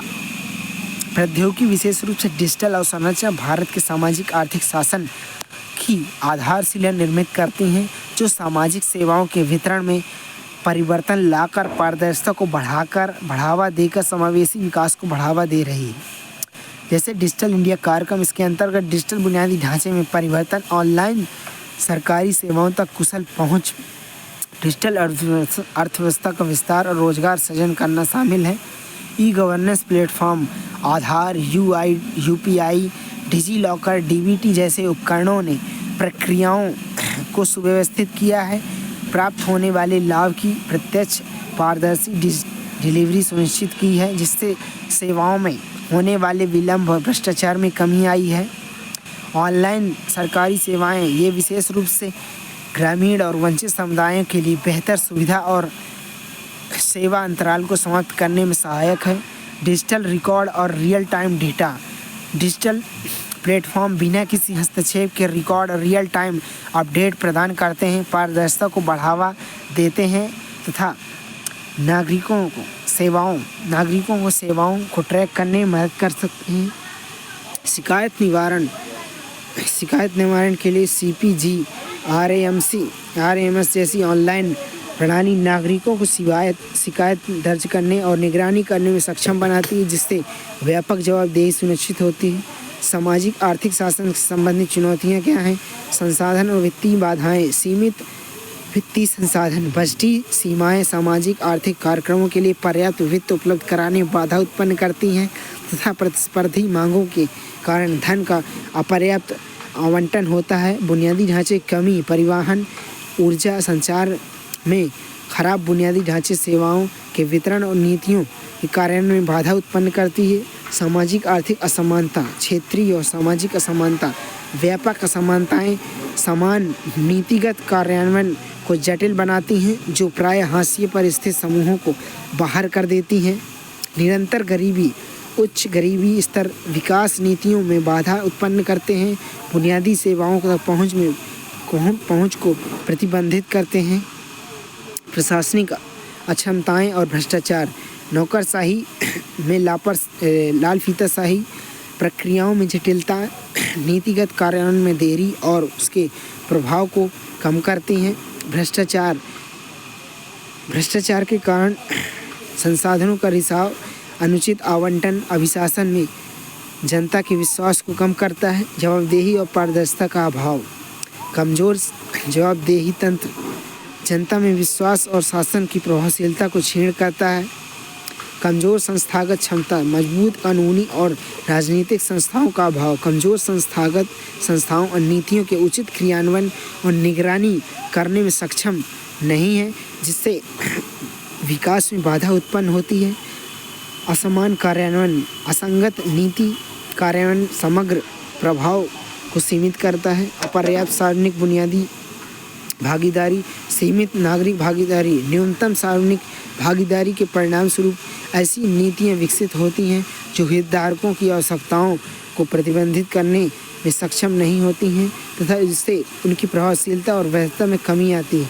बाह्य और वैश्विक कारक में वैश्विक आर्थिक उतार चढ़ाव, वैश्विक आर्थिक परिवर्तन घरेलू सामाजिक आर्थिक नीतियों को बाधित कर सकते हैं। जटिल नियामक विवरण, जटिल विनिमय निवेश को हतोत्साहित कर सकते हैं, व्यावसायिक लागत को बढ़ा सकते हैं।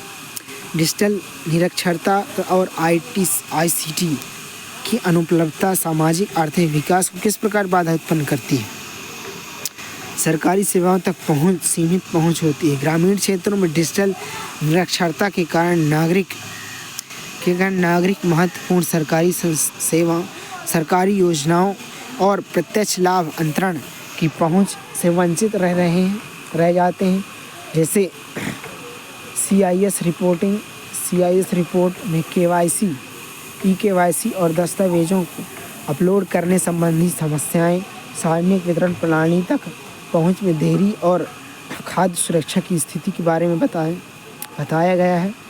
शैक्षिक बाधाओं में डिजिटल शिक्षा, विश्वसनीय ICT ढांचे की कमी, ई-लर्निंग प्लेटफॉर्म तक पहुंच में बाधा उत्पन्न करती है, जिससे शैक्षिक अंतराल में वृद्धि होती है। उदाहरण के लिए वार्षिक शिक्षा स्थिति रिपोर्ट असर 2022 के अनुसार कोविड-19 के समय केवल 32% ग्रामीण विद्यार्थियों के पास ग्रामीण विद्यालय पर ऑनलाइन शिक्षा तक पहुंच उपलब्ध थी। वित्तीय पहुंच में बाधा, ICT का अपर्याप्त, इंफॉर्मेशन कम्युनिकेशन टेक्नोलॉजी का तक अपर्याप्त पहुंच ग्रामीण निवासियों को डिजिटल बैंकिंग और वित्तीय सेवाओं के उपयोग करने से रोकती है, जो आर्थिक समावेशन के लिए महत्वपूर्ण है। जैसे RBI के वर्ष 2023 डिजिटल भुगतान सूचकांक से ज्ञात होता है कि 40% से अधिक ग्रामीण उपयोगकर्ताओं में डिजिटल भुगतान के बारे में जागरूकता का अभाव है। स्वास्थ्य सेवा तक पहुंच की सीमाएं, मजबूत डिजिटल बुनियादी ढांचे की अनुपस्थिति मेडिसिनल और स्वास्थ्य सेवाओं की पहुंच को सीमित करती है, जिससे समय पर स्वास्थ्य सेवा वितरण प्रभावित होता है। उदाहरण के लिए राष्ट्रीय स्वास्थ्य मिशन 2023 के अनुसार 60% ग्रामीण क्षेत्रों में टेलीकम्युनिकेशन की सुविधा उपलब्ध नहीं है। अंतराल को समाप्त करने संबंधी रणनीतियाँ क्या हैं? डिजिटल साक्षरता का विस्तार। दूरसंचार के क्षेत्रों में डिजिटल कौशल को बढ़ाने के लिए प्रधानमंत्री ग्रामीण डिजिटल साक्षरता अभियान जैसे कार्यक्रमों को सुदृढ़ किया जाना चाहिए। ICT संरचना को बढ़ावा देना, विश्वसनीय ग्रामीण ब्रॉडबैंड पहुंच के लिए भारत नेट जैसी पहलों को बढ़ावा देना, सार्वजनिक निजी भागीदारी, किफ़ायती डिजिटल समाधान उपलब्ध कराने के लिए दूरसंचार कंपनियों के साथ सहयोग करना। क्या आप जानते हैं कि शिकायत निवारण मूल्यांकन सूचकांक 2023 कार्मिक लोक शिकायत और पेंशन संबंधी संसदीय स्थायी समिति की सिफारिश के बाद भारत के प्रशासनिक सुधार और लोक शिकायत विभाग द्वारा परिकल्पना की गई, इसे विकसित किया गया। शिकायत निवारण मूल्यांकन सूचकांक 2023 का उद्देश्य संगठनों को तुलनात्मक मूल्यांकन प्रदान करना, इसकी शक्तियों और शिकायत निवारण तंत्र में सुधार की आवश्यकता वाले क्षेत्रों के संबंध में महत्वपूर्ण जानकारी प्रदान करना।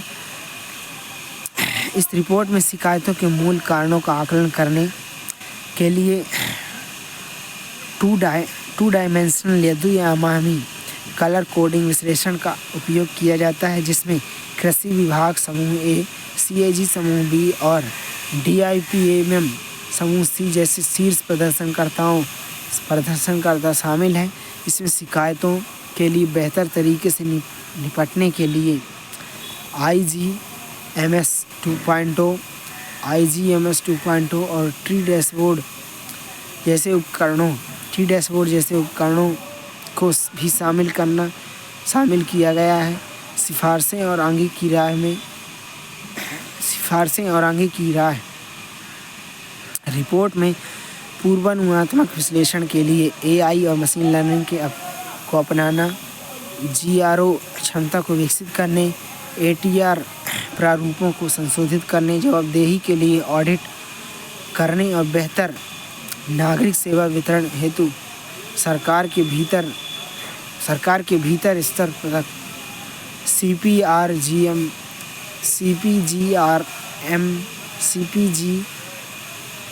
CPGRAMS एकीकरण का विस्तार करने की सलाह दी गई है।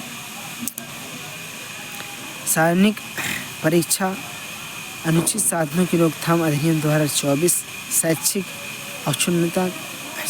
अक्षुण्णता को बनाए रखना, परीक्षा प्रक्रियाओं की समुचित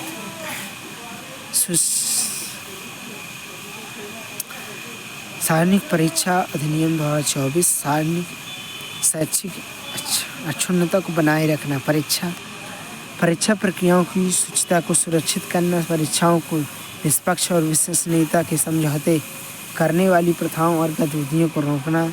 जैसे यह अधिनियम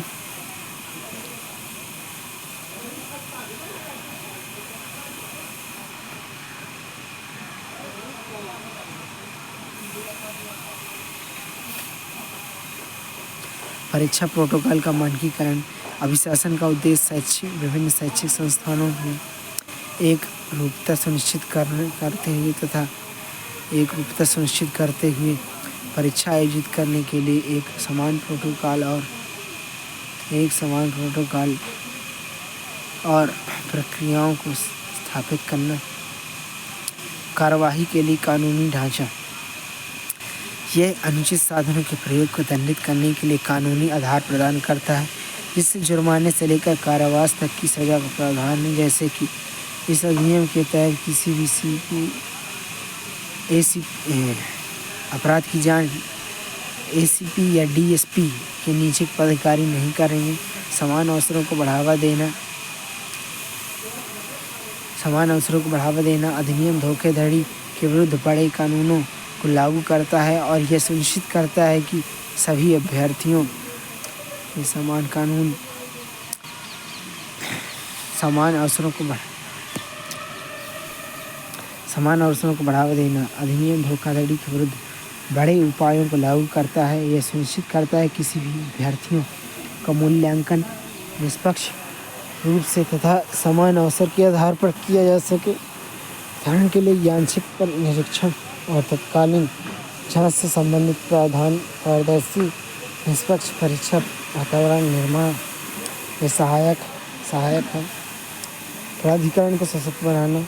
यह अधिनियम परीक्षा बोर्ड और विश्वविद्यालयों के अपराधियों के विरुद्ध निर्णायक कार्रवाई करने और निवारक उपाय लागू करने का अधिकार प्रदान करता है। उदाहरण के लिए अनुचित साधनों का उपयोग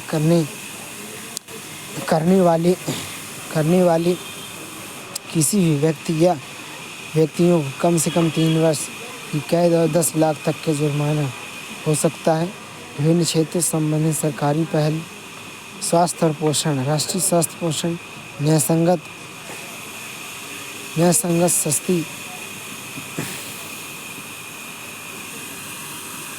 न्यायसंगत सस्ती गुणवत्तापूर्ण स्वास्थ्य सेवाओं तक सार्वजनिक पहुंच प्रदान करता है।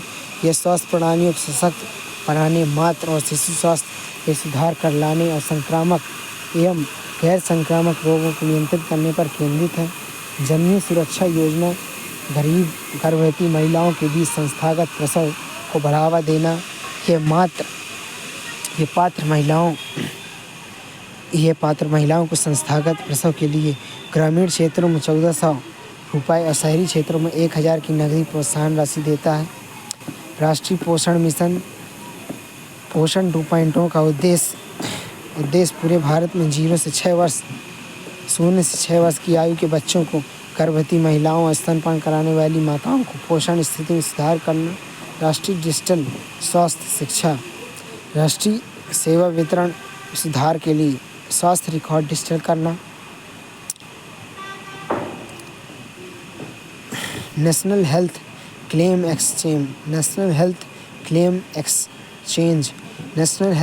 एक्सचेंज भारत में एक डिजिटल प्लेटफॉर्म है जिससे स्वास्थ्य बीमा दावा संबंधी प्रक्रिया को सुव्यवस्थित और मानकीकृत करने के लिए डिजाइन किया गया है।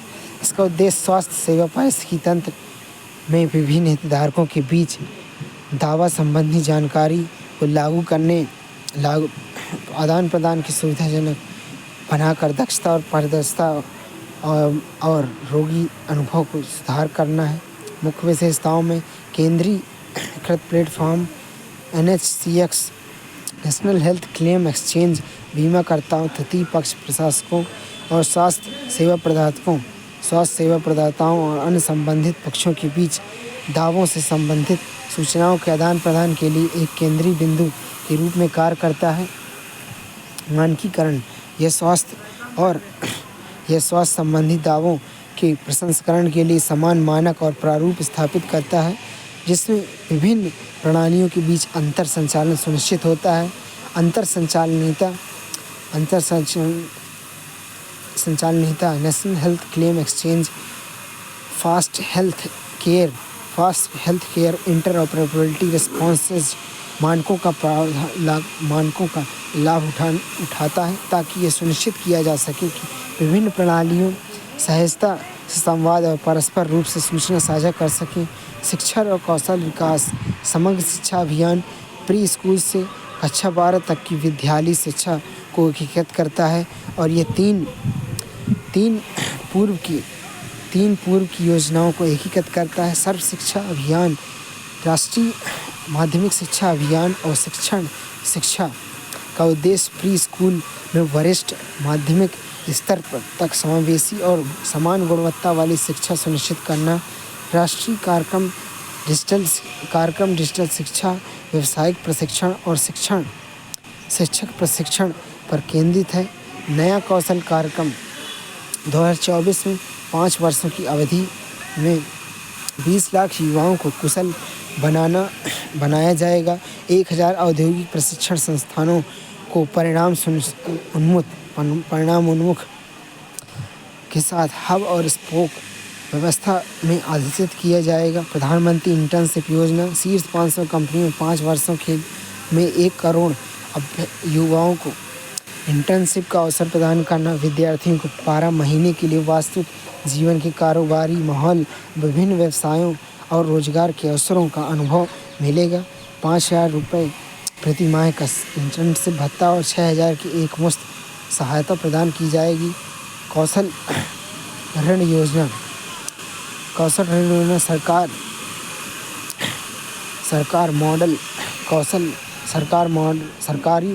मॉडल कौशल ऋण योजना में संशोधन करेगी ताकि सरकारी प्रवर्तित कोष से गारंटी के साथ 7.5 लाख तक के ऋण की सुविधा मिल सके। इससे प्रत्येक वर्ष 25,000 विद्यार्थी को सहायता प्राप्त होने की उम्मीद है। सामाजिक कल्याण और समावेशन, राष्ट्रीय सामाजिक सहायता केंद्र वृद्धजनों, विधवाओं और दिव्यांगों के पेंशन प्रदान करता है। स्टैंड अप इंडिया उद्यमिता के लिए महिलाओं और हाशिए पर स्थित समुदायों को ऋण की सुविधा प्रदान करता है। आदिवासी शिक्षा ऋण योजना आदिवासी विद्यार्थियों को उच्चतर शिक्षा प्राप्त करने के लिए आसान ऋण। प्रधानमंत्री श्रमयोगी मानधन योजना, यह 18 से 40 वर्ष की आयु के संगठित क्षेत्र के श्रमिकों के लिए एक स्वैच्छिक पेंशन योजना है। इसकी मासिक आय 15,000 तक है। यह 60 वर्ष की आयु के बाद 3,000 न्यूनतम मासिक पेंशन का आश्वासन देती है, जिसमें सरकार 1:1 के आधार पर श्रमिक के योगदान का अंशदान करती है। प्रधानमंत्री जनजाति उन्नत ग्राम अभियान, आदिवासी समुदाय की सामाजिक आर्थिक स्थिति में सुधार के लिए समर्पित योजना है। इस योजना को आकांक्षी जिलों और आदिवासी बहुल गांवों में आदिवासी परिवारों के लिए संतृप्त दृष्टिकोण अपनाकर लागू किया जाएगा। इसमें 63,000 गांव शामिल होंगे, जिसमें 5 करोड़ आदिवासी जनजातियों को लाभ होगा। कृषि और संबंध क्षेत्र पीएम फसल बीमा योजना, यह योजना किफ़ायती प्रीमियम दरों पर व्यापक बीमा कवरेज प्रदान करती है, जो खाद्य फसलों के लिए 2% और वाणिज्य फसलों और बागवानी फसलों के लिए 5% प्रीमियम, जिसमें यह लघु और सीमांत किसानों के लिए भी सुलभ हो जाती है। प्रधानमंत्री किसान सम्मान निधि, पूरे भारत में सभी भूमिधारक किसान परिवारों को 3 समान किस्तों में प्रति वर्ष 6,000 रुपये की वित्तीय सहायता प्रदान करती है, जो सीधे उसके बैंक खाते में जाती है। राष्ट्रीय कृषि विकास योजना कृषि विकास और बुनियादी ढांचे का समर्थन करती है।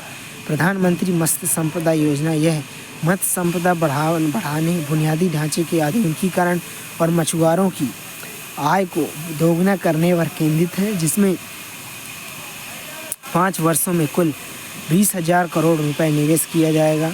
ग्रामीण विकास में महात्मा गांधी राष्ट्रीय ग्रामीण रोजगार गारंटी अधिनियम मनरेगा, यह योजना ग्रामीण परिवारों को 100 दिन के संवैधानिक रोजगार की गारंटी प्रदान करता है, गरीबी कम करता है और श्रमिकों को सशक्त बनाती है। प्रधानमंत्री आवास योजना ग्रामीण गरीबों को किफ़ायती आवास प्रदान करती है। प्रधानमंत्री ग्राम सड़क योजना ग्रामीण सड़क संपर्क, बाजार स्वास्थ्य और शिक्षा तक पहुंच में सुधार पर ध्यान केंद्रित करती है। दीनदयाल उपाध्याय ग्रामीण कौशल योजना ग्रामीण युवाओं को कौशल विकास और रोजगार के अवसर प्रदान करती है। शहरी विकास में स्मार्ट सिटी मिशन 2015 में शुरू किया गया है, जिसका उद्देश्य प्रौद्योगिकी चालित समाधानों और नागरिक भागीदारी के माध्यम से कुशल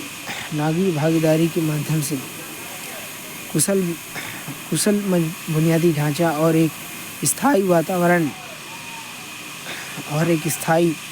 वातावरण प्रदान करके 100 चयनित शहरों के जीवन के बुनियादी ढांचा गुणवत्ता को बढ़ाना है।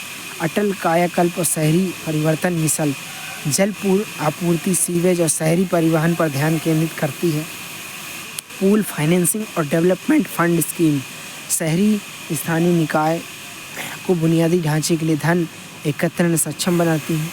वित्तीय समावेशन प्रधानमंत्री जन धन योजना बैंकिंग सुविधाओं तक सार्वभौमिक पहुंच प्रदान करने, बचत को प्रोत्साहित करने, प्रत्यक्ष लाभ हस्तांतरण को सक्षम करने के लिए एक प्रमुख पहल है। यह विशेष रूप से बैंकिंग सेवाओं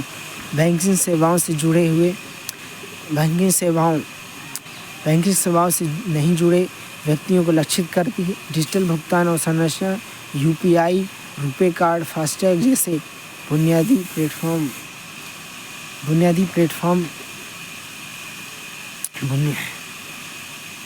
डिजिटल भुगतान और संरचना UPI, रुपे, फास्टैग डिजिटल संरचना बढ़ावा देने के लिए पारदर्शिता और नकदी पर निर्भरता कम करते हैं। क्या आप जानते हैं कि रालेगण सिद्धि परिवर्तन महाराष्ट्र 1970 के दशक में रालेगढ़ सिद्धि एक सूखाग्रस्त निर्धन गांव था, जिसकी भूमि बंजर थी, व्यापक गरीबी थी। अन्ना हजारे के नेतृत्व में समुदाय ने स्थानीय भागीदारी के साथ वाटरशेड विकास प्रबंधन और वनीकरण की पहल की। इस हस्तक्षेप से भूजल स्तर में सुधार हुआ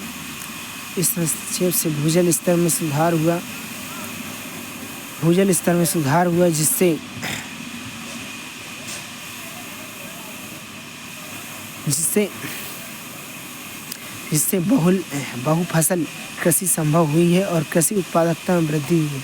केरल विकेंद्रीकृत योजना, जिसे वर्ष 1996 में पीपल्स प्लान अभियान के साथ शुरू किया गया, ने स्थानीय सरकारों को महत्वपूर्ण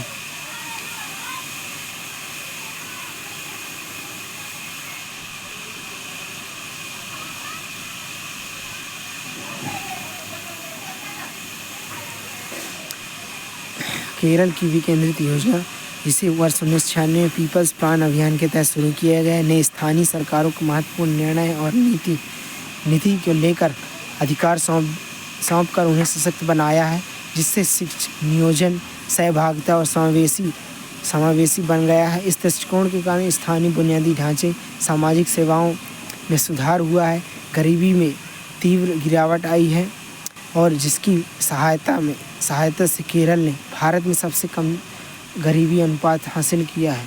स्कैंडिनेवियाई देश Sweden, Norway, Denmark, Finland, Iceland आर्थिक सामाजिक शासन के महत्वपूर्ण संदर्भ में अनूठे दृष्टिकोण के लिए अंतर्राष्ट्रीय स्तर पर पहचाने जाते हैं, जिसे नॉर्डिक मॉडल के रूप में जाना जाता है। इस मॉडल की विशेषज्ञता मुक्त बाजार पूंजी और व्यापक कल्याणकारी योजनाओं का मिश्रण है, जिसमें परिणाम स्वरूप इन देशों में उच्च जीवन स्तर, कम आय असमानता और सामूहिक मजबूत सामाजिक सामंजस्य जैसे कारक की उपस्थिति है। आवश्यक समाधान और आगे की राह क्या है? भारत में सामाजिक आर्थिक शासन में सुधार के लिए बहुआयामी दृष्टिकोण की आवश्यकता है, जो समावेशी और सतत विकास को बढ़ावा देने हेतु संरचनात्मक और संस्थात्मक नीति स्तरीय चुनौतियों का समाधान करें। समावेशी समृद्धि और मानव विकास को सुनिश्चित करना है। शून्य गरीबी और सार्वभौमिक पहुंच। शून्य गरीबी 100% गुणवत्तापूर्ण। शून्य और गरीबी और सार्वभौमिक पहुंच। शून्य गरीबी 100% गुणवत्तापूर्ण स्कूली शिक्षा, व्यापक स्वास्थ्य सेवा और सार्वभौमिक कौशल विकास के लिए प्रयास करना, जैसा कि हाल में केंद्रीय बजट में विकसित भारत के दृष्टिकोण को रेखांकित किया गया। महिलाओं की आर्थिक भागीदारी कार्यबल में महिलाओं की भागीदारी बढ़ाना, आर्थिक गतिविधियों में लैंगिक समानता बढ़ाना चाहिए। लक्षित कल्याण अंतिम छोर तक पहुँचे और सामाजिक सुरक्षा पर ध्यान केंद्रित करते हुए हाशिए पर स्थित समूहों के लिए योजनाओं का विस्तार और सुदृढ़ीकरण करना, संस्थागत तंत्र और सहकारी संघवाद को मजबूत करना, स्थानीय सरकारों को सशक्त बनाना, नियोजन और कार्यान्वयन को विकेंद्रीकृत करना, पंचायतों और शहरी स्थानीय निकायों के पर्याप्त वित्तीय और प्रशासनिक सहायता के संदर्भ में विशिष्ट समाधान डिजाइन और निष्पादन करने के लिए सशक्त बनाना, सहकारी संघवाद को बढ़ावा देना, नीति आयोग जैसे मंचों के माध्यम से केंद्र और राज्य के बीच सहयोग को बढ़ावा देना, साझा हितधारकों, साझा दृष्टिकोणों और सर्वोत्तम प्रथाओं को प्रोत्साहित करना, दक्षता और पारदर्शिता में जवाबदेही, डिजिटल शासन, लीकेज को कम करना, भ्रष्टाचार पर अंकुश लगाना, लाभ को लक्षित प्राप्तकर्ताओं तक पहुंच के लिए ई-गवर्नेंस, डीबीटी और डिजिटल शिकायत निवारण प्रणाली आदि का विस्तार करना, नया शासन नियामक ढांचे को सरल बनाना और आधुनिक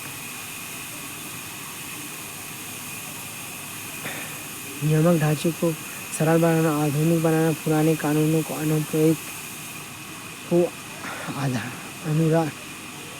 अपराध मुक्त करना और व्यापार करने में सुगमता को बढ़ाने के लिए आवधिक समीक्षा के लिए उच्च स्तरीय समिति की सिफारिश करना, सार्वजनिक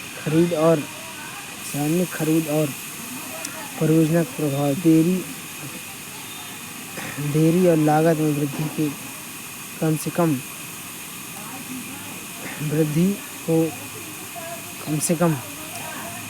कम करने के लिए सार्वजनिक खरीद और परियोजना प्रबंधन में सर्वोत्तम प्रथाओं को लागू करना, निजी क्षेत्र और एमएसएमई के विकास को बढ़ावा देना, ऋण और पूंजी तक पहुँच, ऋण गारंटी का विस्तार, हित तक पहुँच को सरल बनाना, सार्वजनिक नवाचार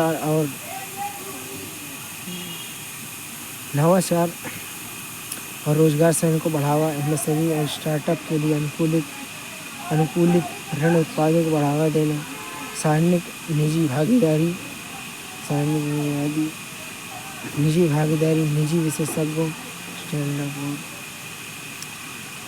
विशेषज्ञता, निवेश का लाभ उठाने,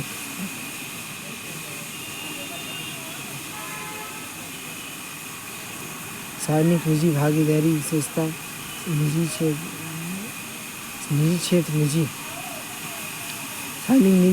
विशेषज्ञता और निवेश का लाभ उठाते हुए बुनियादी ढांचे का सार्वजनिक निजी भागीदारी प्रोत्साहित करता है। भारत में सकारात्मक कार्यवाही क्या है? भारत सकारात्मक कार्यवाही या आरक्षण का उद्देश्य सामाजिक न्याय को बढ़ावा देना, SC/ST, OBC और आर्थिक EWS के हासिल को समुदाय को सशक्त करना है।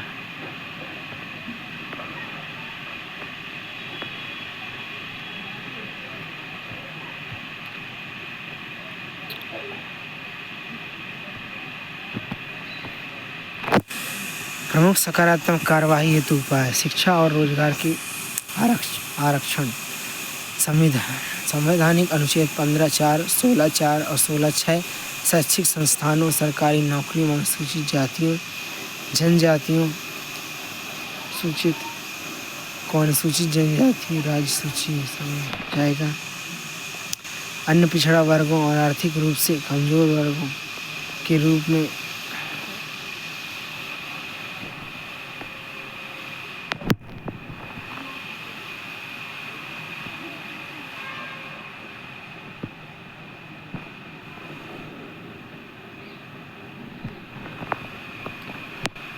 राजनीतिक प्रतिनिधित्व, संसद, राज्य विधानसभाओं में स्थानीय निकायों को अनुसूचित में अनुसूचित जातियों जनजातियों तथा महिलाओं के लिए आरक्षित सीटों, शासन और नीतियों के निर्णय लेने में उनकी भागीदारी प्रदान करता है।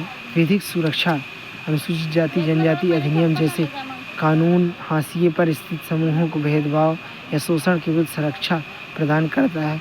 लक्षित कल्याणकारी योजना में एक शासन लक्षित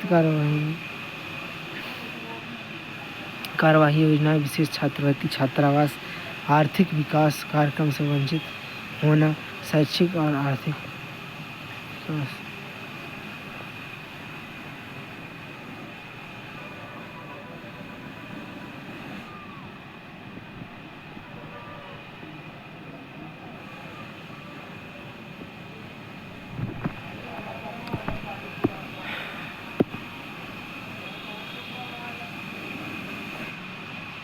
आर्थिक सशक्तिकरण यह वंचित समुदायों के लिए शिक्षा और रोजगार की स्थिति सुधार करता है, गरीबी असमानता कम करता है। राजनीतिक भागीदारी को बढ़ावा, आरक्षित सीटें हासिल पर व्यक्ति समूहों को शासन तक पहुंच गारंटी देता है। भेदभाव या असमानता कम करना, विधिक सुरक्षा उपाय भेदभाव की सुरक्षा प्रदान करता है। निष्पक्षता में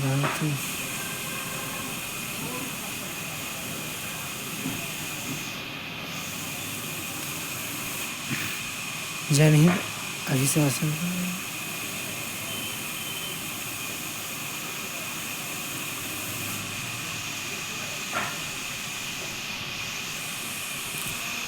ONGC के उपकरण से संबंधित रोहिणी आयोग के अनुसार ओबीसी जाति समूहों की एक छोटी संख्या आरक्षण के रूप में लाभान्वित हो रही है। 25% ओबीसी आबादी, लगभग आबादी ओडिशा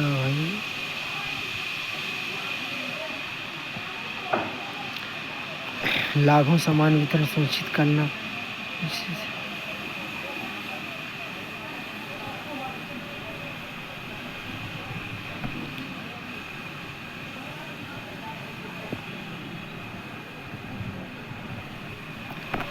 स्मरणीय तथ्य स्थानीय निकायों के आरक्षण 2021 सर्वोच्च न्यायालय जैन सिंह बनाम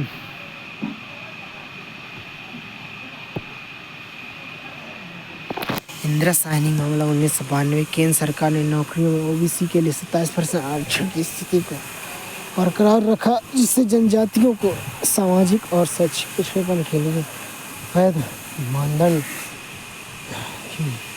दी। सर्वोच्च न्यायालय ने ओबीसी को आरक्षण लाभ से बाहर रखने के लिए क्रीमी लेयर अवधारणा प्रस्तुति कुल आरक्षण 50% की सीमा निर्धारित की। जनहित अभियान बनाम भारत संघ 2011 मामलों में सर्वोच्च न्यायालय 103 में संविधान संशोधन को बरकरार रखा, जिससे शिक्षा, सार्वजनिक रोजगार में आर्थिक रूप से कमजोर वर्गों को भी 10% आरक्षण की अनुमति प्रदान की गई, भले ही 50% आरक्षण सीमा से अधिक हो।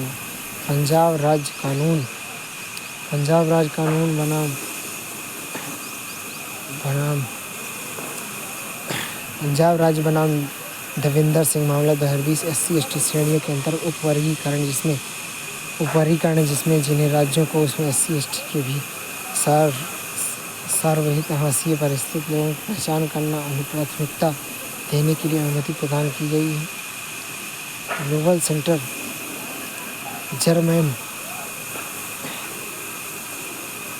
स्थानीय निकायों के आरक्षण 2021 सर्वोच्च न्यायालय ने स्थानीय निकायों के लिए ओबीसी स्थानीय आयोग निकायों के ओबीसी आरक्षण प्रदान करने के लिए राज्य के लिए 3 चरणीय प्रोटोकॉल स्थापित किए। एक आयोग नियुक्ति, दूसरा अनुभवजन शेयर और तीसरा सैटेलाइट।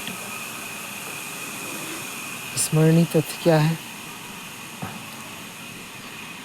ओबीसी के उपवर्गीकरण से संबंधित रोहिणी आयोग के अनुसार ओबीसी की जाति समूहों की एक छोटी संख्या आरक्षण में असमान रूप से लाभान्वित हो रही है। 25% ओबीसी उपजातियों जनजातियों को 97% आरक्षित नौकरियों और शैक्षिक सीटों का लाभ मिल रहा है, जबकि 37% ओबीसी समुदाय प्रतिनिधित्व शून्य है। इसके निष्कर्षों में सभी ओबीसी के बीच लाभों के समान वितरण को सुनिश्चित करने के लिए उपवर्गीकरण की आवश्यकता पर प्रकाश डाला गया है तथा पहली बार इन समुदायों की सामाजिक आर्थिक स्थिति पर विस्तृत आंकड़े उपलब्ध कराए गए हैं। और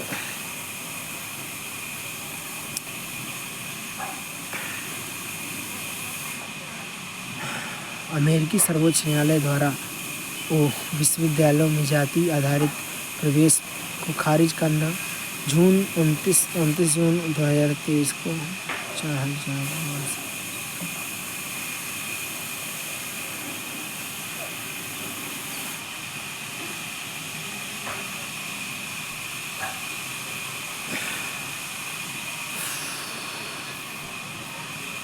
2023 में अमेरिकी सर्वोच्च न्यायालय ने निर्णय दिया कि हार्वर्ड विश्वविद्यालय और उत्तरी कैरोलिना विश्वविद्यालय में जाति आधारित प्रवेश असंवैधानिक है, जो 14वें संविधान संशोधन के समान अखंड संघ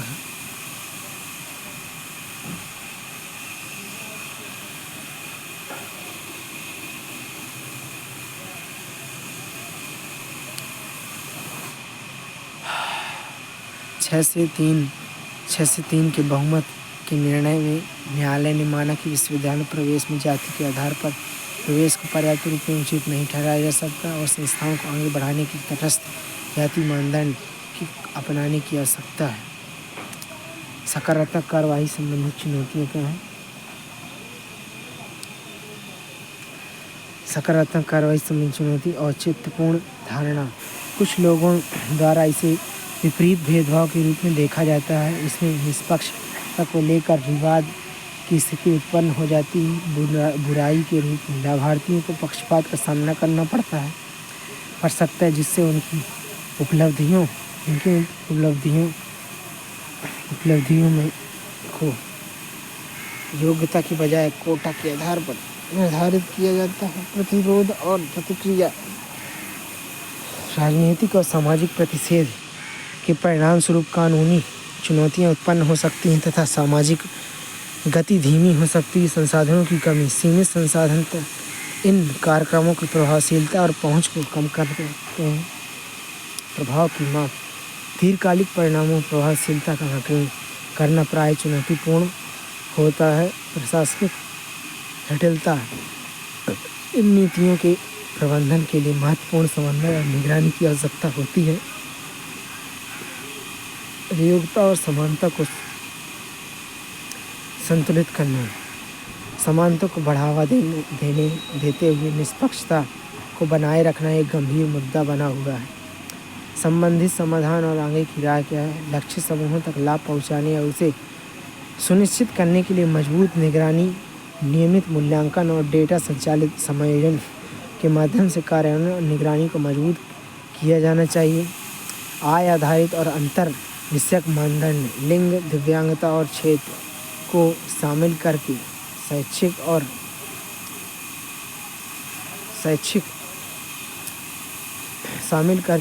क्षेत्र का विस्तार किया जाना चाहिए ताकि विभिन्न स्तरों पर उत्पन्न होने वाली सुविधाओं को समाधान किया जा सके। लाभार्थियों को सशक्त बनाने और उनकी उपेक्षा को कम करने के लिए सार्वजनिक जागरूकता और क्षमता निर्माण कार्यक्रमों को बढ़ावा दिया जाना चाहिए। नीति निर्माण में हितधारकों को शामिल करना, नीतियों को नियमित रूप में ऑडिट करना, उत्पन्न गतिरोध को दूर करने या बुनियादी कानूनी सुरक्षा सुनिश्चित करने के लिए आम सहमति को बढ़ावा दिया जाना चाहिए। समावेशी योग्यता आधारित नीतियों का निर्माण करके मार्गदर्शन और समर्थन पहल शुरू करना। इस करके योग्यता और समानता के मध्य संतुलित मार्गदर्शन स्थापित करना।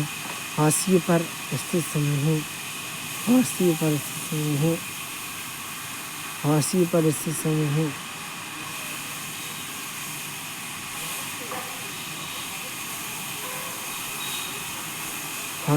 स्थित समूहों के लिए अवसर का विस्तार करने हेतु स्वैच्छिक सकारात्मक कार्यवाही और सार्वजनिक निजी भागीदारी के माध्यम से निजी क्षेत्र की भागीदारी को प्रोत्साहित किया जाना चाहिए। भारत में खेल प्रशासन